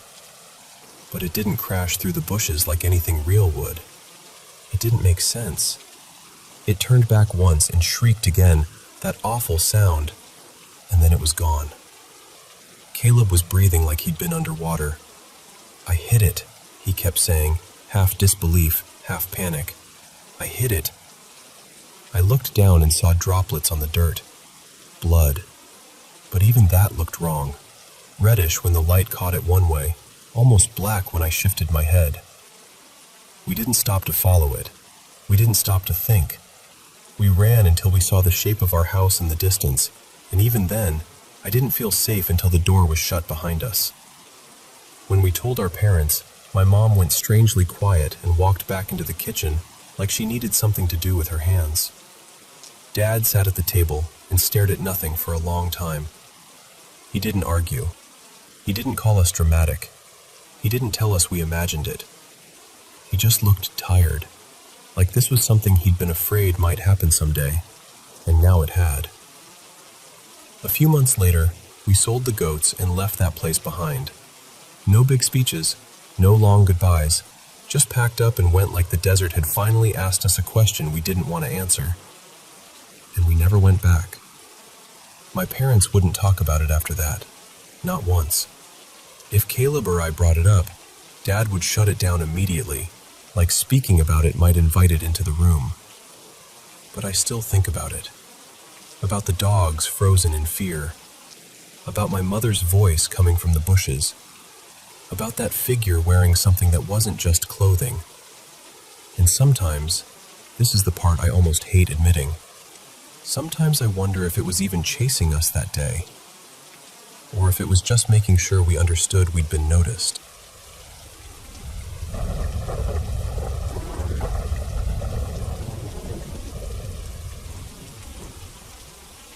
So, hand on my heart, this really happened. It was just a few weeks ago, on Christmas Eve, December 24th, 2025, at my parents' place.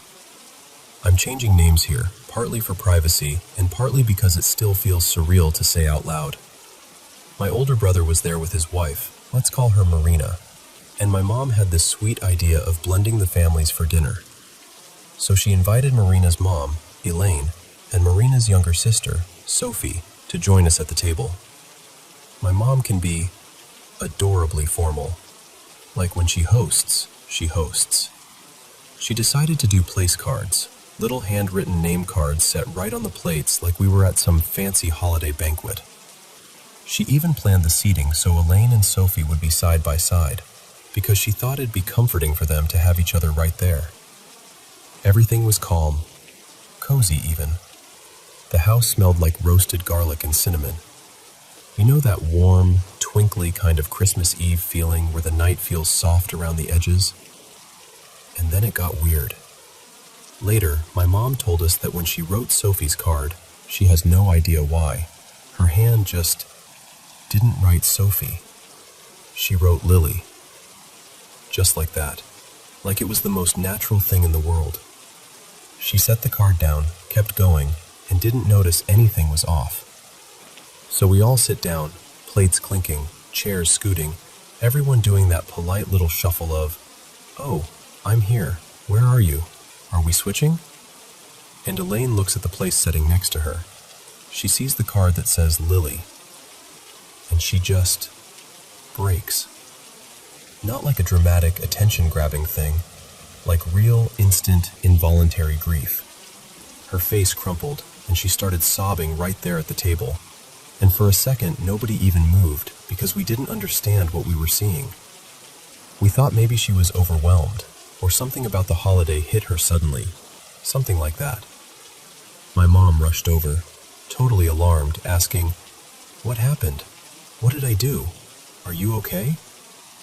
And Elaine, still crying, manages to say, "That was my daughter's name." Silence. The kind that feels heavy in your ears. It turns out Elaine had a little girl named Lily who died when she was about 5 years old. A tragedy they don't talk about much. A wound that never really closes, just gets covered up by years. And here's the part that made my stomach drop. Nobody in my family knew. Not me, not my brother, not my dad, nobody. Marina didn't even mention it to us before, and it wasn't because she was hiding anything. It just wasn't something that came up. Some families don't speak those names out loud often, you know? My mom was shaken to her core. She kept saying, "I didn't know. I swear I didn't know. Why would I write that? Where did that come from?" She looked genuinely scared, like she'd accidentally opened a door she didn't know was there. And I watched her, my mom, who is practical and organized and usually has an explanation for everything, stand there with her hand over her mouth, trying to understand how a name she'd never heard could end up on that card. Dinner didn't exactly go back to normal after that, but something softened. Elaine cried for a while, and Marina held her. My mom kept apologizing, even though Elaine kept insisting she wasn't offended, just stunned. And then, after the initial shock, Elaine said something that still sits in my chest. "It feels like she was here." Not in a scary way, not like a horror movie, more like the tiniest tap on the shoulder. Like, "Hey, I'm still part of this. I'm still with you." And I'll tell you what, ever since that night, whenever I picture the table, I can't help but imagine one extra little presence there. Quiet, gentle, like the room was making space for someone we didn't even know to miss. So yeah, that's what happened. And I'm curious, have you ever had anything like that? One of those moments where reality just blinks? Where something lands in front of you that feels too precise to be random, but too strange to be planned.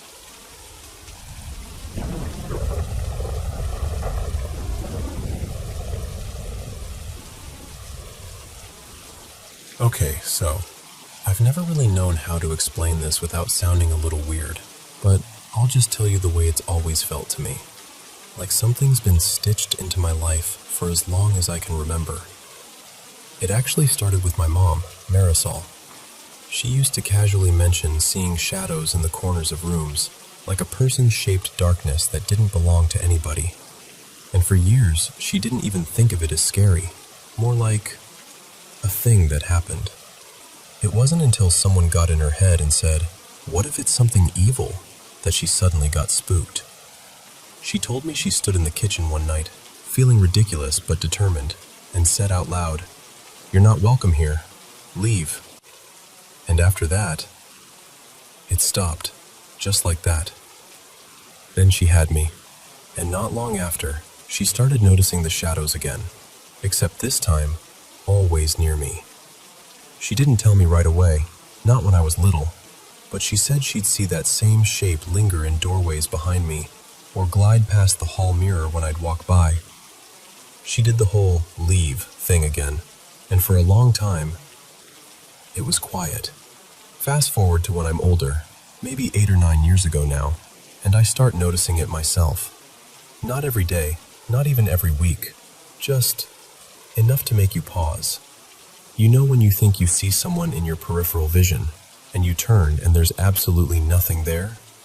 That, but heavier, darker, like the room briefly gains an extra presence. Back when I still lived with my mom, we'd hear this sound at night that still makes my stomach clench when I think about it. Like heavy footsteps, almost stomping, moving fast down the hallway. Sometimes it sounded like a full-on sprint, and then it would stop right outside her bedroom door. Every time. I was down the hall in the little spare room, and I could hear it so clearly, like the floorboards were complaining under someone's weight. Then, nothing. Just silence, like it wanted us to know it could. What's strange is, when I moved out, my mom stopped seeing it. Like the second I left, it left with me. At my first place, friends started noticing things before I even brought it up. Someone would be sitting on the couch and go, "Did you just walk into the kitchen?" And I'd be like, "No, I've been right here." One friend, Tessa, swore she saw the shape of an older woman standing near the end of the hallway. She even described it in this way that made my skin prickle, like that classic horror movie silhouette. Long dress, stiff posture, not quite human in the way it moved. She compared it to a character from a scary movie she'd watched. Honestly, I don't know if that comparison made it more dramatic in her mind or what, but she refused to use my hallway bathroom after that. She'd literally wait until she got home. I tried to be practical about it. I got one of those motion-sensing cameras. Nothing fancy, just something that records when there's movement. And it would always start recording in the laundry room at night when no one was in there. Not once or twice, constantly. No pets in there, no drafts, nothing. My partner at the time, Nate, got tired of it, and one night he cracked the door open, like he didn't even want to step inside, and he said, in this polite, weirdly respectful voice, "Hey, could you stop walking in front of the camera, please?" And it stopped, like, immediately. The camera went quiet after that, like whatever was triggering it just decided, okay. Then I moved in with my friend Jade, and that's when things ramped up. Jade has her own situation. She's told me for years she sometimes sees something that imitates people. It'll take the shape of someone she loves, or sometimes even me, and she'll watch it walk into another room, but only when she's home alone. Like it wants privacy, like it doesn't want witnesses. One night we were just hanging out in my room, talking about nothing, and suddenly Jade flinched hard, like someone yanked her hair. And I swear to you, I saw her head jerk back, not like she moved it herself, but like something tugged her from behind. She grabbed the back of her neck, wide-eyed, and she said, calm but firm, "No, don't do that." And it stopped. And then, this is the part that still makes my throat go tight. We both saw something move under my bed, like an arm reaching out into the open. Long, thin fingers, too long, and these black, hooked nails, claw-like, shiny in the dim light. We froze, and then we snapped on the lamp so fast I almost knocked it over. Nothing. Absolutely nothing under the bed, just dust bunnies and a forgotten sock. After that, my boyfriend Eli started having experiences too. If he's alone in my room, even for a few minutes, he'll get poked in the back, like a single finger jab. Or he'll see something peek up from the side of the bed, just barely visible, like it's watching him and waiting to see if he reacts. Eli's approach is to pretend it's not happening. He'll literally look straight ahead and go, "Nope," and change the subject like he's refusing to give it the satisfaction. I felt it too when I'm alone. Sometimes it's like a touch at the crown of my head, gentle, almost curious, and then it slides outward along my hairline, like hands framing my face. Not squeezing, not hurting, just there. When that happens, I usually shift around, sit up, turn the light on, do something to break the moment. And after that, it'll stop for the night.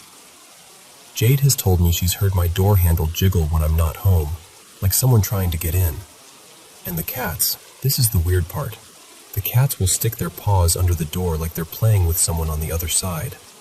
They don't seem afraid at all. But sometimes the dogs refuse to go near my room, like there's an invisible line they don't want to cross. They'll stand in the hallway, stare, and then back away with their tails low. And through all of this, the main thing I can't shake is the feeling of being watched. Not necessarily threatened, just observed.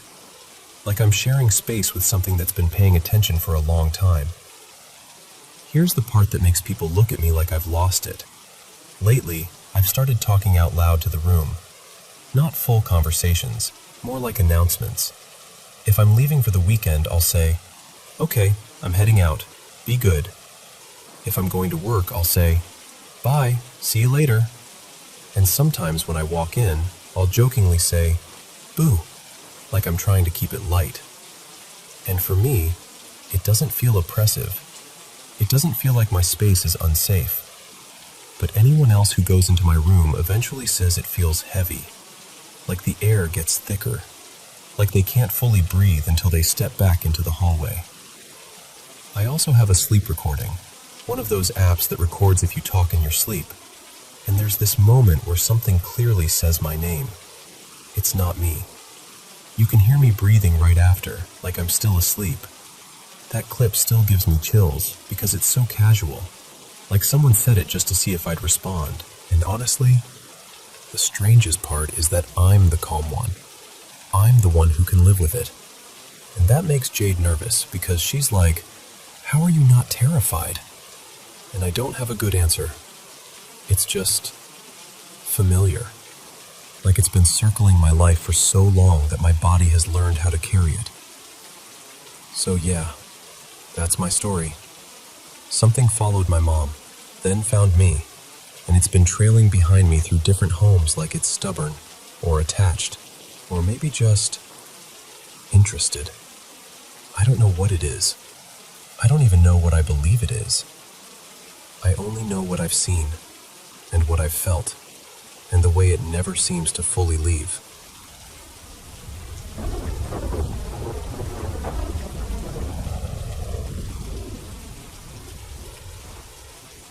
So before I jump in, I should probably tell you this. Ever since I was little, I've felt things. Like I can pick up on energy in a room, or sense when something is about to happen. When I was a kid, I got in trouble for it a lot. My family thought I was trying to scare my siblings or just making stuff up. Eventually, around middle school, I learned to keep my mouth shut about it. I told myself I was being dramatic. I tried to be normal about it. But then this happened. It was my junior year of high school, and my mom, well, Marisol, and her husband Derek and I had just moved into this new apartment. Nothing fancy, 2 bedrooms.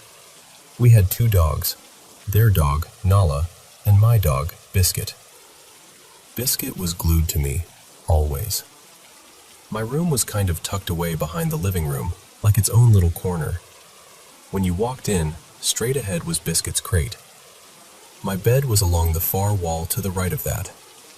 If you turned right, you'd see my desk first, and then my closet right beside it. The closet was the closest thing to my desk. That detail matters. We'd been moving a lot, so I was doing online school at the time. Most days I'd be planted at my desk with my big over-ear headphones on, music loud enough to drown out the world, and Biscuit stretched out on the floor next to my chair like my little bodyguard. And my mom, Marisol, was strict. The kind of strict where you learn to sense her presence before she even speaks. I don't know how else to explain it. Even with my headphones blasting, I could usually tell when she came home. And sometimes she'd come into my room and just stand behind me, silent, waiting for me to notice her, like it was some test. One afternoon, Marisol and Derek left to run errands, and I was rushing to finish this project I'd procrastinated on. I had my music up high, head down, trying to focus. Except I kept getting this strong feeling that my mom was standing right behind me. It was so specific, like I could feel her there. I took off my headphones and turned around. Nothing. Then I did it again. And again. I think I checked 4 times. At one point, I even got up and walked through the apartment to see if they'd come back without me noticing. Nope, empty. I tried to laugh it off. I told myself, you're stressed, you're paranoid, you're just anticipating getting yelled at for not finishing your work. But I couldn't shake it. That feeling just lingered in the air, like static. Then about half an hour later, I got hit with this sudden rush of adrenaline. You know when the hairs on the back of your neck stand up and your body reacts before your brain catches up? It was exactly that. And I swear everything I'm about to tell you happened in maybe 2 minutes, but it's burned into my memory like it happened yesterday. I grabbed my phone off the desk with one hand, and with the other, I lifted one side of my headphones off my ear. And that's when I heard Biscuit. He was growling. Not his normal warning growl. This was low, deep, like it came from somewhere older inside him. I'd never heard him make that sound before.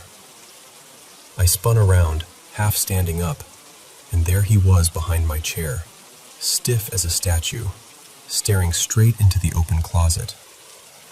At the exact same time, I heard Nala in the living room, barking like crazy at my closed bedroom door. Aggressive, frantic barking. And my brain went, someone's in the closet. I yelled, I have a weapon! Which, just to be clear, I did not. I stepped into the closet, heart pounding, and leaned around the doorframe, checking behind hanging clothes, scanning the corners. Nothing. And I remember this split-second thought in my head, this tiny little voice going, what the hell? And then a suitcase on the shelf to my left fell. It didn't slide. It didn't gently tip. It dropped like someone had shoved it. It hit the floor hard and landed so close to me, like inches. Close enough that if I'd been one step over, it would have clipped my leg. Both dogs lost it completely. Biscuit went from growling to barking and jumping, like he was trying to get between me and the closet. Nala was still going wild at the door. And that was it. Every rational thought left my body. I yanked Biscuit by the collar, threw my bedroom door open, and we bolted out of the apartment so fast, I'm pretty sure I made some awful squeaking scream without realizing it. We were outside for maybe 5 seconds before my brain caught up and went, Nala. I had left her inside. I whipped back, flung the door open, and thank God, she was already sprinting after us. I grabbed her collar too, and that's when I realized my phone was gone. I must have dropped it in the scramble. But I didn't care. I just ran down the stairs with both dogs, hands shaking, heart hammering so hard it felt like it was rattling my ribs. When I hit the bottom, I just stopped and stood there, like my body didn't know what to do next. No leashes, no phone, just me and 2 terrified dogs. Our garage was in a separate detached building, so I dragged them over there because it felt safer. Like at least it wasn't inside that apartment. I borrowed enough calm to go back and retrieve my phone. Then I called Marisol and asked when she'd be home. I tried to sound normal, but my voice was trembling.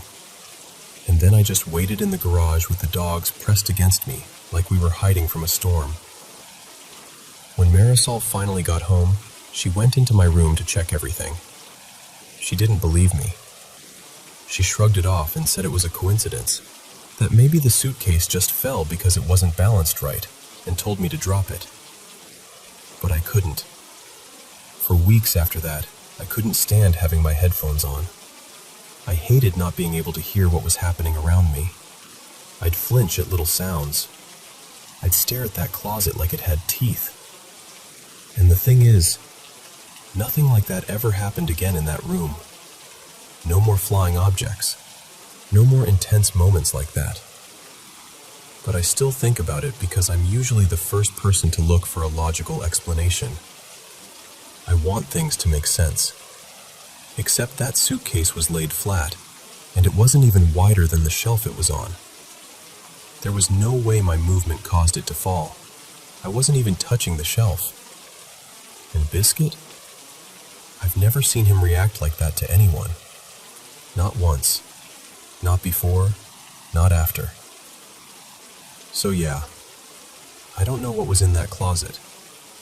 But whatever it was, both dogs knew it was there.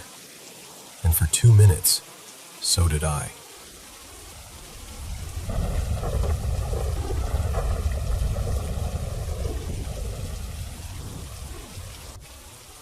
So, this was back when we lived in Berlin, and I'm pretty sure it was 2009-ish. Somewhere around that era where time feels a little blurry, you know? My older brother, let's call him Jonas, was around 9 or 10, and I was maybe 6.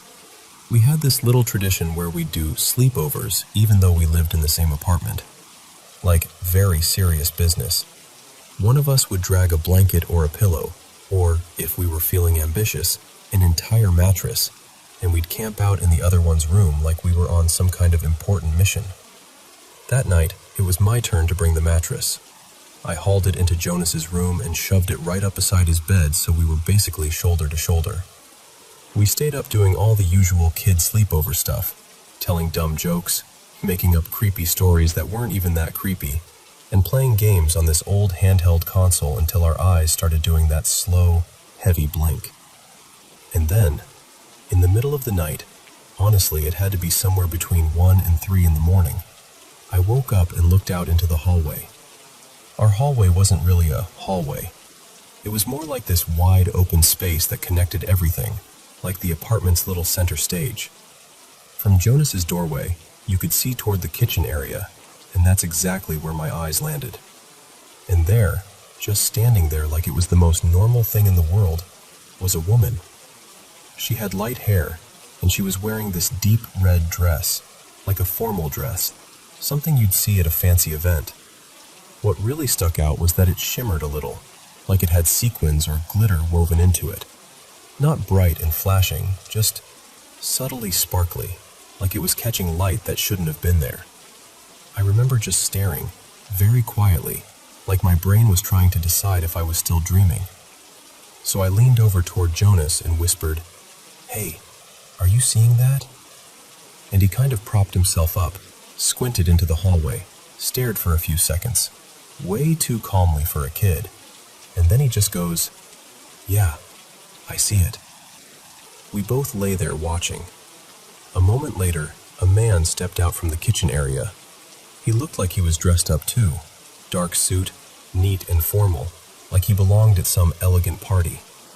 And he walked over to her and handed her a glass, like maybe champagne or wine, and she took it like this was all routine, like they were mid-conversation and he'd just gone to refresh her drink. But here's the part that still makes my stomach do that weird flip. They didn't have faces. Not like shadowy faces, or faces hidden in darkness. I mean, where their facial features should have been. Eyes, nose, mouth. There was just nothing. Like smooth darkness. Like their faces were cut out and replaced with a black, empty void. No expression, no glint of an eye, nothing to focus on. And even stranger, I wasn't scared. I wasn't trembling or hiding under the blankets or calling for our parents. I was just fascinated. Like I'd stumbled into something rare, and my brain filed it under interesting instead of dangerous. They didn't look at us. Not once. They didn't react. They didn't even seem to notice we were there. They just kept talking to each other because their body language looked like conversation, except there was no sound at all. Not a whisper, not footsteps, not the clink of glass. Just silence. And I remember thinking, very logically, like a curious little scientist, I should go touch them. Like, just reach out and see if they're real. I actually suggested it out loud to Jonas. I was like, I'm gonna go see what happens if I touch them, which honestly is such a specific fear. Like, why that? Why not they'll grab you or they'll scream? No, straight to your hand will rot off. So I stayed put. We watched them for a while longer, long enough for it to feel almost boring, which is ridiculous considering what we were looking at. And eventually we just decided to go back to sleep. Like, all right, nothing's happening. Good night. And that's the part that unsettles me the most now as an adult. Because why weren't we terrified? What kind of kids see two faceless, void-faced people in formal clothes calmly having a silent little midnight cocktail moment in the hallway and just roll over and fall asleep? I still don't know what to call it. It didn't feel like a nightmare. It didn't feel chaotic or threatening. It felt weirdly coherent, quiet, almost polite.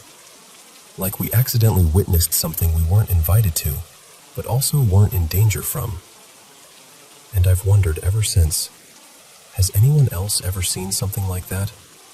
Something that didn't feel like shadow people exactly, because this wasn't frantic or scary. It was calm, almost normal. Just impossibly normal.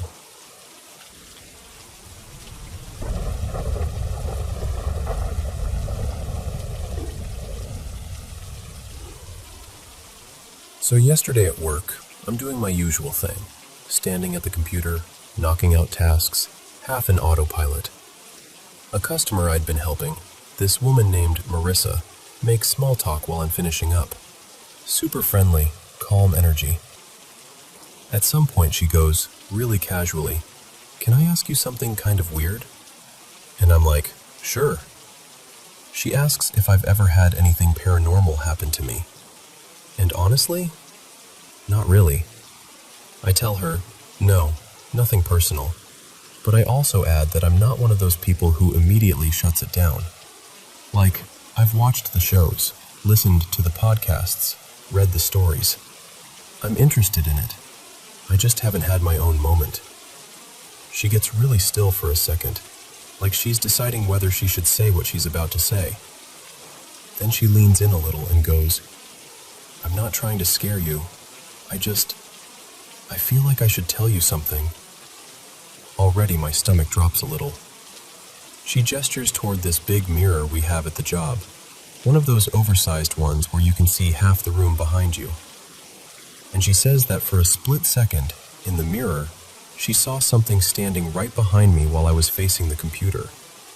And I'm thinking she's going to say like, "Oh, a shadow," or "Someone walked by," something normal. Nope. She tells me it was tall, too tall, a black hooded figure. And the part that made my skin go cold when she said it, it had this really pale, white face, and this wide grin that felt wrong, like it was smiling on purpose, like it knew it had been seen. I remember just staring at her, trying to process what she was even saying. I didn't feel anything. I didn't notice anything. I didn't get goosebumps or a chill or that someone's behind you feeling people talk about. Nothing. I was just working. So I blurt out, "Wait, do you see stuff like that often?" She nods like it's not a huge deal, like she's describing the weather. She says, "Yeah, pretty much all the time." But then she immediately follows it with, "I've never seen that before. That's why I'm saying something. I don't usually tell strangers things like this." And here's the thing. She wasn't acting dramatic. She wasn't laughing. She wasn't trying to perform. She looked genuinely unsettled, like she wished she could unsee it. She was with 2 other women, and they all seemed normal. Not spooky, not attention-seeking, just polite customers who happened to be together. One of them even gave me this sympathetic look like, "I'm sorry you're hearing this right now." Before they left, Marissa gives me this little list of advice. Quiet, serious, like she's trying to help. She tells me if I have mirrors in my bedroom, I should consider taking them out. She says to say a prayer, whatever that means to me, and to think about getting a cleansing done, like a spiritual cleanse or a home cleanse. And after they walk away, I'm just standing there at the computer, feeling stupidly exposed. Like I want to turn around and check behind me even though I know I won't see anything. But now I can't stop imagining what she described. Like it planted a picture in my head that I didn't ask for. Since then, my brain keeps bouncing between 2 extremes. 1. What if she really saw something? What if there was something behind me and I just didn't register it? And I'll be real, I'm a trusting person. I've been told I'm a little gullible. So I'm trying to keep my feet on the ground here. I even went home and tried looking it up, because of course I did. I found stuff that's kind of in the same universe. Shadow people, hooded figures, that whole vibe, but nothing that matched the details. And I kept thinking, is this like that Hat Man thing people talk about? But the way she described it didn't sound like that at all. No hat, just a hood, a pale face, and that grin. So now I'm stuck in this uncomfortable middle zone where I don't know what to believe. I'm not trying to turn this into a whole haunting situation. I just genuinely don't know what to do with it. Do I shrug it off as a weird customer moment? Or do I take the advice seriously, move a mirror, say a prayer, do something small just to feel like I'm not ignoring it? Because the creepiest part isn't even the image she described. It's the fact that she seemed so sincere. And I can't stop wondering why she felt like she had to tell me.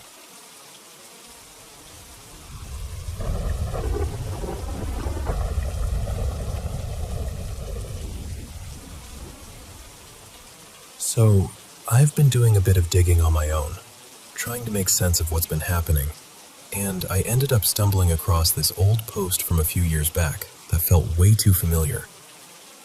And before I even get into it, I think it matters that this house is old. The kind of old where the floors complain when you breathe too hard. And there's history here too. Like, heavy history. I've heard stories about tragic accidents that happened in the house a long time ago, and even though I try not to fixate on it, it sits in the back of your mind once you know. I live here with my boyfriend, Elliot, and his family. We've been here a little over 2 years now. They've lived in this place since, I want to say around 2020, something like that. It's one of those details that gets fuzzy because the days blur together when you settle into a house. The first time something happened, I brushed it off so fast. It was early last year.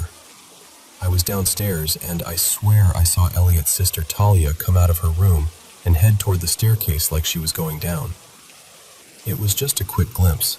Nothing dramatic, nothing movie-like. Just normal. Except she hadn't even been home that day. Not for hours. So it couldn't have been her.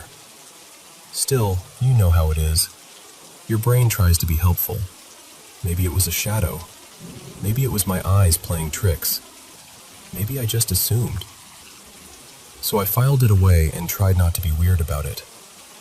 Then later in the same year, something happened that I couldn't file away so easily, because it wasn't just me. Elliot was upstairs walking down the hall toward the bathroom, and as he's walking, he sees me lean around the corner of the spare room, like I'm waiting to jump out and scare him. And honestly, that's totally something I do. We mess with each other like that all the time. So he starts laughing and calling my name in that teasing way, like, "Nice try, caught you." And I hear him from the bathroom, because I'm already in there. I remember calling back, confused, and then he comes to the bathroom door still half laughing, until he sees me standing there. And the way his face changed, I'll never forget it. The laughter just dropped out of him. It was like his brain hit a wall. He told me exactly what he saw. My face peeking out, the quick movement, the sense that I was waiting to scare him. And I'm standing there telling him, "No, I've been in the bathroom the whole time." And for a second, I genuinely thought he was messing with me, like some drawn-out prank. But he wasn't. The thing is, the layout of the upstairs makes his explanation impossible. Like, physically impossible. For it to have been me, I would have had to sprint from the spare room area, past him without being seen or heard, get into the bathroom, and close the door. All in the tiny amount of time it took him to reach the end of the hallway. And there's no way. The hall creaks, the doors click. You can hear everything. He would have seen me. He would have heard me. There's just no way. So that shook me. Not because it was ghostly, but because it was specific. Like something trying to copy a real person in a real moment. And then last night happened. Elliot's dad, Graham, pulled me aside in the morning, looking serious but also kind of uneasy, like he wasn't sure how to even ask. He said, "Did you come into my room last night to use the ensuite?" And I said no immediately, like absolutely not. But Graham insisted he saw me. He said it was clear as day. Not a shadow, not a blur. Me, walking into his room, going into the ensuite, using the toilet, and walking back out again like it was completely normal. And then he said something that made my stomach drop. He told me what I was wearing. A couple weeks ago, my mom gave me this cozy white oversized hoodie, one of those big blanket-style ones, and he said that's what he saw on me. Except, I wasn't wearing it last night. I hadn't touched it. I actually remembered that it was hanging on a hook inside the spare room door because I'd put it there earlier that day. So now I'm standing there with this awful, crawling feeling, because how do you explain that? How do you explain someone seeing you, dressed like you, moving like you, doing something you would never do, while you're nowhere near them? And that's what gets me the most. It's not just footsteps or a door creaking. It's not vague. It's not the kind of thing you can easily laugh off. It's the fact that whatever it is, if it is something, is choosing to look like us, like it's practicing, like it wants to blend in, like it's trying to be believable. And now I keep thinking about those 3 moments. The glimpse of someone who shouldn't be there, the me in the hallway when I was already in the bathroom, and then Graham seeing me in his room, wearing something I own but wasn't even wearing. And I don't know what the answer is. All I know is it's getting harder to tell myself it's nothing. Because when multiple people are seeing the same kind of thing, something that looks exactly like a real person, it stops feeling like coincidence and starts feeling like something else entirely.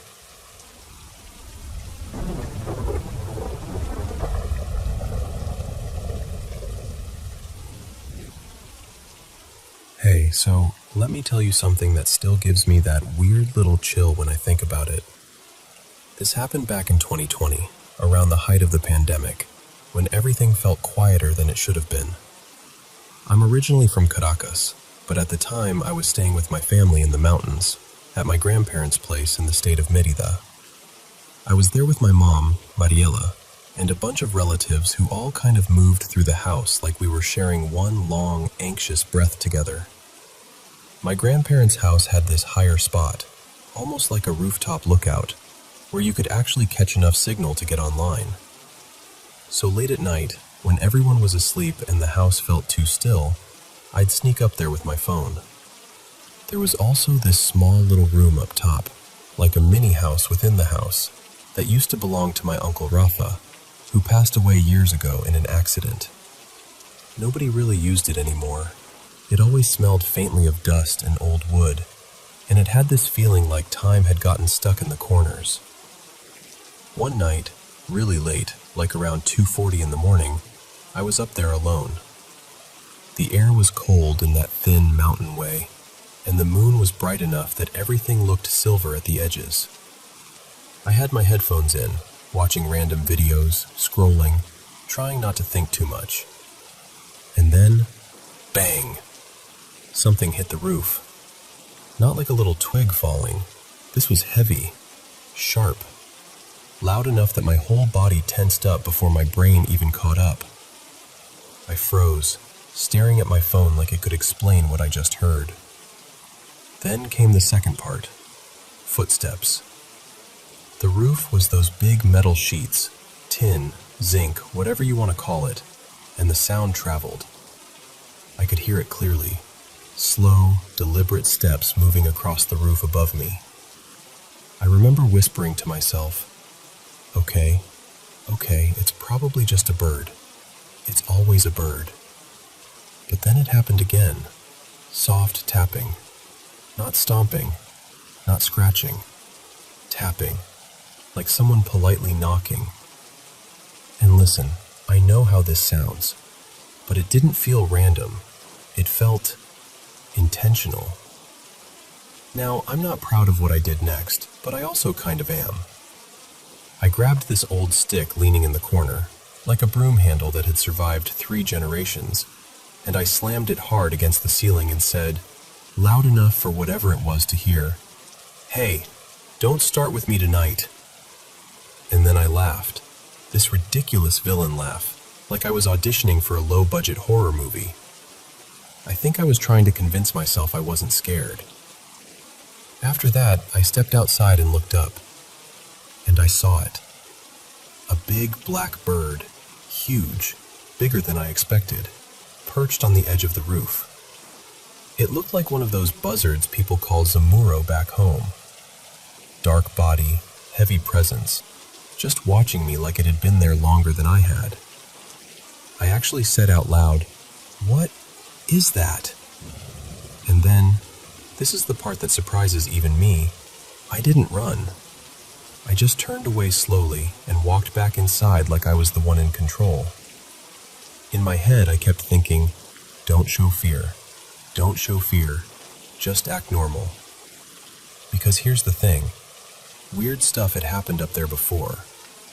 Little thumps. A single loud hit like something dropped. But it was always brief, like it just wanted to remind me it was there. That night felt like a warning with extra emphasis. And I thought that would be the end of it. It wasn't. That night was different. Too quiet, like the whole mountain was holding its breath. I stood outside the little room, leaning against the wall, scrolling, waiting for the signal to stabilize. And then, another impact. But this time, it was harder. Like something heavy dropped straight onto the roof. Immediately, the footsteps started again, faster, circling, pacing, back and forth, like it was patrolling. My stomach sank, my hands went cold.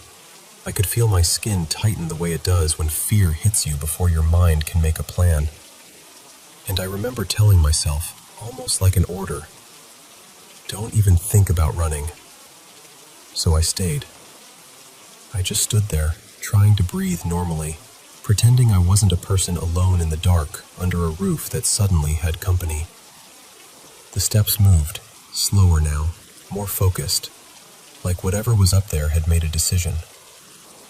And then it walked until it was directly above me, right over my head. And I felt pressure, like it was poking at the roof, testing the metal. Tap, tap, tap, right above where I stood. That was it. That was my limit. I turned my phone off, like the glow was making me a target, and I walked back to my grandparents' house as calmly as I could manage. It wasn't far, maybe 15 meters, but it felt like a whole desert. I didn't look back. I didn't run. I just walked fast, with my heart practically punching my ribs from the inside. After that, I stopped going up there. I didn't want answers badly enough to keep inviting whatever that was. Signal wasn't worth it. Curiosity wasn't worth it. But I'll be honest with you, I've never stopped wondering. People in that area always talked about witches, about things that roam at night, about signs you shouldn't ignore. I don't know what I believe. I'm not even saying it was something supernatural, but I am saying this: it didn't feel like coincidence. So, if you've ever heard of anything like that, if you know what it could have been, or why a huge black bird would act like it owned the roof above my head, tell me. Because I've carried that question around for years, and it still feels like unfinished business.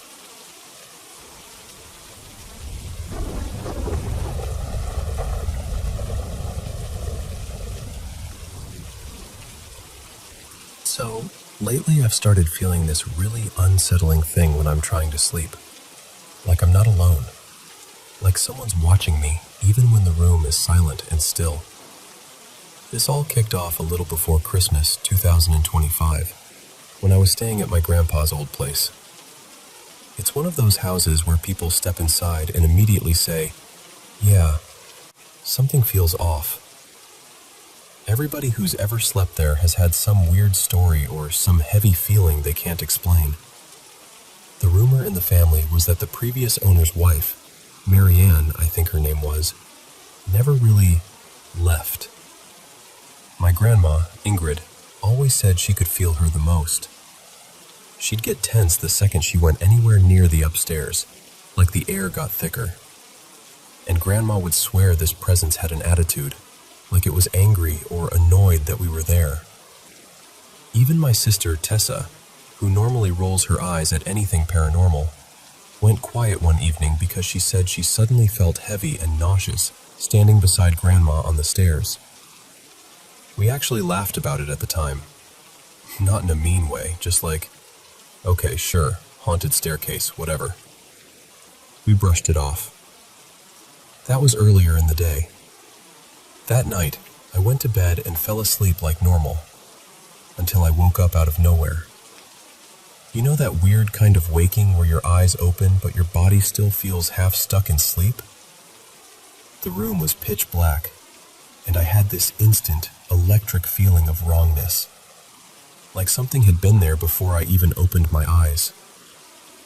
I stared into the darkness, trying to get my bearings, and then the bedroom door slowly opened.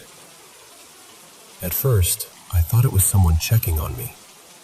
But the hallway light that came in wasn't bright. It was dim, like it had been lowered on purpose. And in that low light, I saw a tall figure in the doorway. It looked human, but it didn't look like a person. Just black. Like the outline of someone, but with no face, no detail. It was just standing there, still as a statue, facing into the room. I remember my stomach dropping like I'd missed a step on the stairs. I didn't scream. I didn't move. I just shut my eyes and tried to convince myself I was dreaming. And at some point, I must have fallen asleep again, because I woke up in the morning like nothing happened. 2 days later, I casually joked about it to my mom like, "Haha, guess I saw a shadow man." I acted like it didn't bother me. I even sort of laughed while I said it, like that would make it smaller. But it didn't feel small. The next evening, this was the day after Christmas, I was exhausted. I went to bed early and passed out fast. And then it happened again. I woke up in the middle of the night, and the room was almost completely dark. But this time, the door wasn't fully closed. It was cracked open just enough to let in a thin strip of light. Barely anything, but enough. And there it was again. The same black figure. Only this time, it wasn't standing. It was sitting on a chair near the foot of the bed, maybe 2 meters away. Close enough that I could tell exactly where it was. And the worst part? It wasn't even looking at me. It was facing the wall, like it was waiting. Like it had been there for a while and didn't care that I'd noticed. That made it feel deliberate. Like it was choosing to be there. I squeezed my eyes shut again, the same way I did the first time. I basically went into nope mode, and somehow I fell asleep again. When I woke up in the morning, everything was normal. For a while, I didn't tell anyone about the second night. I tried to keep it locked away, like if I didn't talk about it, it couldn't follow me into the daylight. But then, a few days later, my mom and I visited one of her old friends. Her name's Selena. The second we stepped into Selena's house, I got that same feeling again. You know when your body reacts before your brain can explain why? Like your skin knows something you don't? Selena and my mom sat talking on the couch, catching up, while I played with Selena's dog, this sweet, energetic thing named Bruno. He was friendly, but I remember him pausing every now and then, like he was listening for something that wasn't there. And somehow, the conversation drifted toward weird experiences.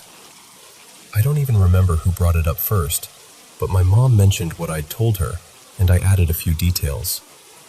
That's when Selena went quiet and said, "Wait, hold on." And she pulled out her phone. She showed us a video of Bruno barking at a blank wall. Just barking and barking like someone was standing right in front of him.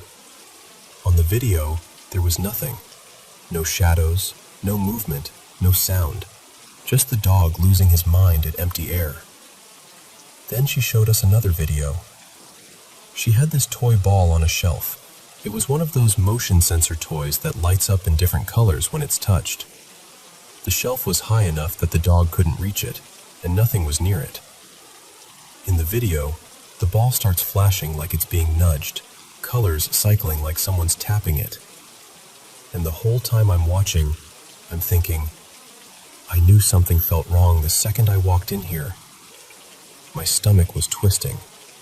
I kept trying to act normal, but inside I was just thinking, I want to leave. I want to leave right now. We stayed maybe another 15 minutes after that, and then I made up some excuse like being tired. We left pretty quickly. That night, I actually slept fine. But the next night, my last night in that house before the long drive home, was the one that really stuck to me. I went to bed around 10:30 p.m. I fell asleep, and then I woke up again in the middle of the night to complete darkness. No light through the door this time, just black. And that same feeling returned, like my back was exposed, like something was hovering just out of sight. I tried to stay still and breathe slowly, hoping it would pass. But the longer I lay there, the worse it got. Then, the bed shifted. Not like I rolled over, not like the mattress settling. It felt like weight had pressed down, like someone had climbed onto the bed behind me. And I froze, because I could feel it. That awful claustrophobic closeness, like when someone stands too close to you in a hallway and your body screams at you to move away, except I couldn't move away. It felt like someone was right behind me, close enough that if I turned around, I'd be face to face with whatever it was. I remember trying to convince myself it was just my imagination, that the bed creaked, that the house shifted, that I was half asleep. But my body didn't believe that. I was terrified, like real stomach-deep fear. And somehow, I still fell asleep again, like my brain just hit an emergency shut-off switch. And it's true. I haven't seen the figure again. But the feeling?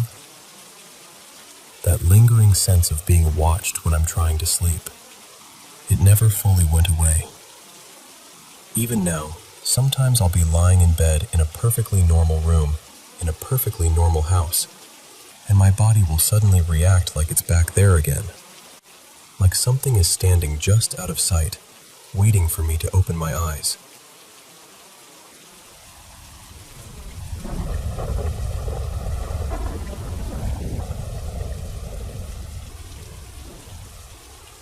So, I've been sitting with this for a while, and I'm going to tell it the way it actually feels. Small moments that sound easy to brush off, but somehow stick to you. The first time I can remember, I was still pretty young, somewhere around the late 2010s, maybe 2018 or so. I don't know the exact date, I just remember the vibe of that age. I'd just gotten out of the shower and walked back into my room, towel still on, hair dripping a little. And on the carpet near my desk, there was this thin little instruction sheet from a toy set, like one of those big kid building blocks. And I swear to you, the second I stepped into the room, that paper shifted. Not like a slow slide, more like a quick, twitchy little jerk, like someone had flicked the edge of it. I froze, because nothing else moved. The air didn't feel drafty. The windows were closed. The door was shut.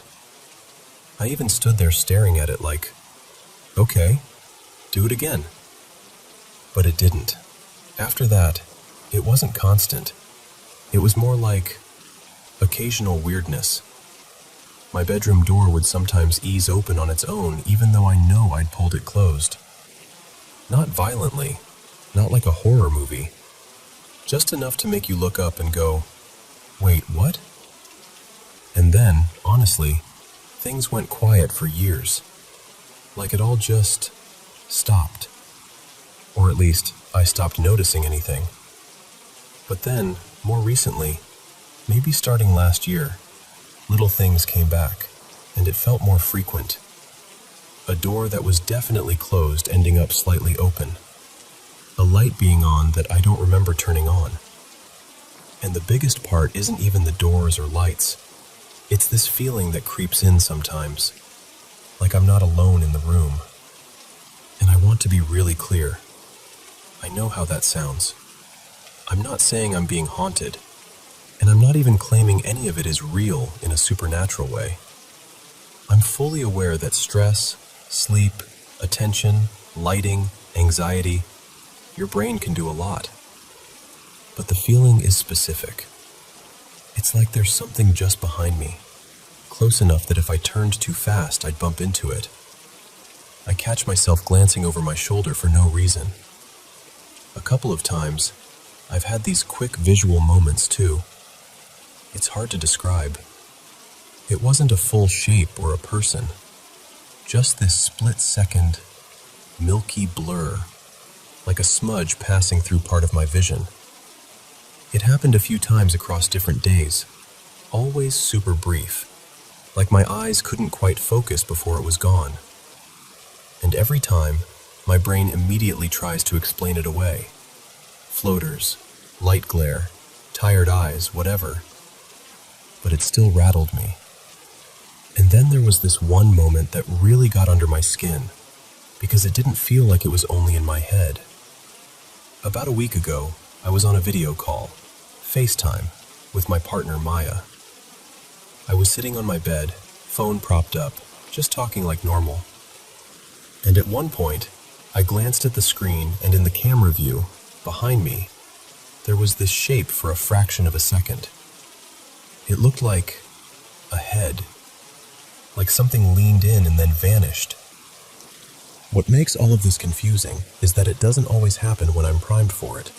Like, sometimes I'm not thinking about anything spooky or paranormal at all. I'm just living my life, and then something small happens, and my body reacts before my logic can catch up. And then the logic arrives and starts listing possibilities. Drafts, hinges, electricity, memory lapses, expectation effects, tired eyes, stress. All of it makes sense. And still, it leaves this uncomfortable little question mark. There's one more thing that might matter, or might mean nothing. My mom, Elena, has told me she's had intense experiences in the past. She doesn't like talking about it. But years ago, she once admitted she used to feel like something was after her. And the way she said it wasn't casual. It sounded heavy, like it genuinely scared her. I don't know details, and I don't push, because it clearly upsets her. But part of me wonders if that's relevant, or if I'm just connecting dots that don't belong together. I am religious, and that gives me comfort. But I'm not using faith as a catch-all explanation here. I'm actually trying to stay grounded. I want rational ideas, environmental stuff, psychological stuff, neurological stuff. Anything I might be overlooking, like sleep issues, stress responses, vision quirks, wiring, old doors, airflow, even subtle things like routines and memory. I guess what I'm really asking is, has anyone else had a string of experiences like this? Not a single spooky incident, but this slow accumulation of small moments that make you wonder if you're just noticing more, or if something in your environment, or your brain, is changing. Because I'm not trying to convince myself of anything. I just want to understand what could cause it, and why it feels so real when it happens.